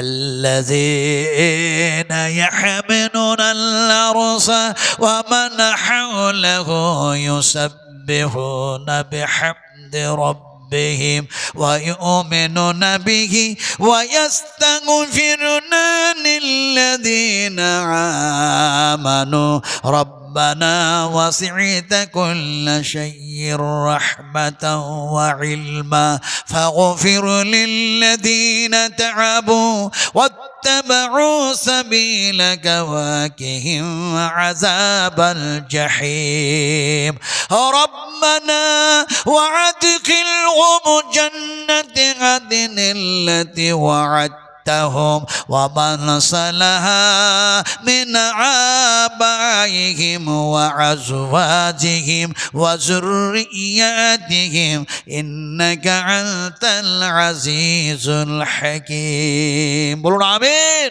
একটু জোরে বলুন আমিন। এটা হচ্ছে ফেরেশতাদের দোয়া। এবার বিশ্বনবী দোয়া কি দিলেন? এবার আল্লাহর হাবিব যেন দোয়া দিচ্ছেন, আল্লাহ আল্লাহুম্মা আকসিল, আল্লাহুম্মা আকসিল, আল্লাহুম্মা আকসিল, আল্লাহুম্মা আকসিল, আল্লাহুম্মা আকসিল মালাহু মালাহু মালাহু মালাহু ওয়া ওয়ালাদাহু ওয়া ওয়ালাদাহু ওয়া ওয়ালাদাহু ওয়া ওয়ালাদাহু ওয়া বারিক লাহু ওয়া বারিক লাহু ওয়া বারিক লাহু। বিশ্ব নবী যখন বলতেন এরকম দোয়া তখন তিনবার করে এক একটা ওয়ার্ডকে যেন এমনি করে তিনবার করে যেন বলতেন। এটা রাসূলের গুণ ছিল, কারণ দোয়া দিলেও আল্লাহর হাবিব যেন তিনবার যেন বলতেন। খাবার যখন খেতেন দেখা যায় খাবার খেতে গিয়েও নবী যেন বিজোড় খাবার খেতেন, হয় একটি খেজুর নইলে প্রয়োজন থাকলে তিনটি যেন খেতেন। কখনো দেখা যায় বিশ্বনবী মুহাম্মদুর রাসূলুল্লাহ সাল্লাল্লাহু আলাইহি সাল্লাম জোড়া খেজুর খেতেন না। আল্লাহ নবী বলছেন আমি বিজোড় যেন দোয়া আর বিজোড় যেন খাবার এই জন্যই খাই, আল্লাহ পাক যেন বিজোড়কে মহব্বত করেন। সুবহানাল্লাহ। বিশ্বনবী শেষ পর্যন্ত বলে ফেললেন ওয়া বারিক লাহু ওয়া বারিক লাহু ওয়া বারিক লাহু ফীমা আতাইতাহু ফীমা আতাইতাহু ফীমা আতাইতাহু। বিশ্বনবী মুহাম্মদ সাল্লাল্লাহু আলাইহি সাল্লাম যতগুলি দোয়া যেন দিয়েছেন তার মধ্যে দেখা যায় বলে ফেললেন ফি মানে মধ্যে, ফি মানে ভিতরে, আতাইতাহু মানে এর পূর্বে যা যা দিয়েছো যা যা দিয়েছো আল্লাহ তুমি সেগুলির মধ্যে আরো আরো আরো বরকত দিয়ে দাও। জোরে বলুন আমিন। কথা বলতে বলতে বলতে বলতে এমন একটা জায়গায় এসে পৌঁছেছি, আমি দূরের মানুষ, মুসাফির মানুষ, আপনাদের সামনে আজকে আলোচনা করতেছিলাম যে আমরা কোরআন ও হাদিস থেকে যা আলোচনা করব, যে আলোচনাগুলি শুনব, এই আলোচনাগুলি করার চাইতে শোনার চাইতে বলার চাইতে উত্তম আমল করার চেষ্টা করব। আজকার বক্তৃতার আমার সারমর্ম হচ্ছে এই যে আমরা কোরআন এবং হাদিস, আল্লাহ এবং আল্লাহ রাসূলের সংবিধান, নবীর থিওরি অনুযায়ী জীবন বাস্তবায়ন করব ইনশাআল্লাহ। তাহলে হবেটা কি? আমাদের পরিবর্তন আসবে। আমরা উত্তম উৎকৃষ্ট বেস্ট আর বেটার আমরা মানুষ হব। আল্লাহ পাক বলছেন লাকাদ খালাকনাল ইনসানা ফি আহসানি তাকওয়িম। কথা হচ্ছে আল্লাহ পাক বলছেন তোমাদেরকে আমি সর্বশ্রেষ্ঠ করে সৃষ্টি করেছি, উত্তম করে তোমাদের বানিয়েছি, তোমাদের আমল তোমাদের কর্ম এগুলি হবে সবচেয়ে উত্তম। কারণ فمن يعمل مثقال ذرة خيرا يره ومن يعمل مثقال ذرة شرا يره। ভালো আমল সেটা যদি জাররা থেকে জাররা হয় তার বদলা আল্লাহ পাক দেবেন, আর খারাপটাও যদি একটুকুন থেকে একটুকুন হয়, এক জাররা থেকে এক জাররা হয়, তারও বদলা আল্লাহ পাক দেবেন। কিন্তু যারা আমালে সালেহ করেছে, আমালে সালেহ করেছে, ভালো কাজ করেছে, আল্লাহর কসম খেয়ে বলি আল্লাহ সুবহানাহু তাআলা সেই সমস্ত মুমিন মুমিনা সালেহিন সালেহা মুত্তাকিন পরহেজগারকে যেন আমল নামা ডান হাতে দিবেন, সেটাও যেন সামন ধার থেকে আসবে। আর যারা কোরআনের উল্টা চলেছে, নবীর উল্টা চলেছে, আল্লাহর সংবিধানের উল্টা চলেছে, এক কথায় যারা দুষ্টামি আর বদমাশি করেছে, এই পাপ অন্যায় করেছে, তাদেরও আমল নামা আসবে, কিন্তু পিছন ধার থেকে আর বাসবে বাঁ হাতে। আর আল্লাহ পাকের নবী মুহাম্মদ সাল্লাল্লাহু আলাইহি ওয়াসাল্লাম বলেন তারাকে সে সময় বলা হবে ইকরা কিতাবাকা, পড়ে দেখো তোমরা যা যা করেছো তা তোমাদের আমল নামায় সব যেন লিপিবদ্ধ আছে। আমার ভাইরা কথা বলতে এসে গেছেন, কথা বলতে বলতে এমন একটা হয়েছে রাত্রি 11টা অতিক্রম করে গেছে। আমি শেষের বেলায় মুসাফির মানুষ, আপনাদেরকে বলবো যে আপনাদের জন্য খাস দোয়া আমি করলাম, আপনারাও আমার জন্য দোয়া করবেন। আল্লাহর কাছে দোয়া করি, মাবুদ আমরা বড়ই খাকসার গুনাহগার, তুমি আমাদেরকে মুআখাযা করো না, তোমার দয়া দিয়ে, তোমার অনুগ্রহ দিয়ে, তোমার কৃপা দিয়ে, তোমার রহমতের দিয়ে আমাদেরকে গ্রাস করো, দুনিয়ায় আমাদের হেফাজত করো, আখিরাতেও হেফাজত করো। একটু জোরে বলুন আল্লাহুম্মা আমিন। একটু অন্তর থেকে সিনার ভিতর থেকে বলুন আল্লাহুম্মা আমিন। এই দোয়া দিয়ে এই কথা বলেই এই বক্তৃতা শেষ করে সালাম জানাই, আসসালামু আলাইকুম ওয়া রাহমাতুল্লাহি ওয়া বারাকাতুহু। সালাম দাও সুন্নাত, জবাব না দিলে মারাত্মকভাবে আমরা কিন্তু ভুল করব। ফলে ভুল করব না, আমরা ইসলাহ করার চেষ্টা করব। ইসলাহ লাকুম আমালাকুম ওয়া ইয়াগফির লাকুম যুনুবাকুম আল্লাহু গফুরুর রহিম। ফলে আবারও সালাম দিচ্ছি, আসসালামু আলাইকুম ওয়া রাহমাতুল্লাহি ওয়া বারাকাতুহু।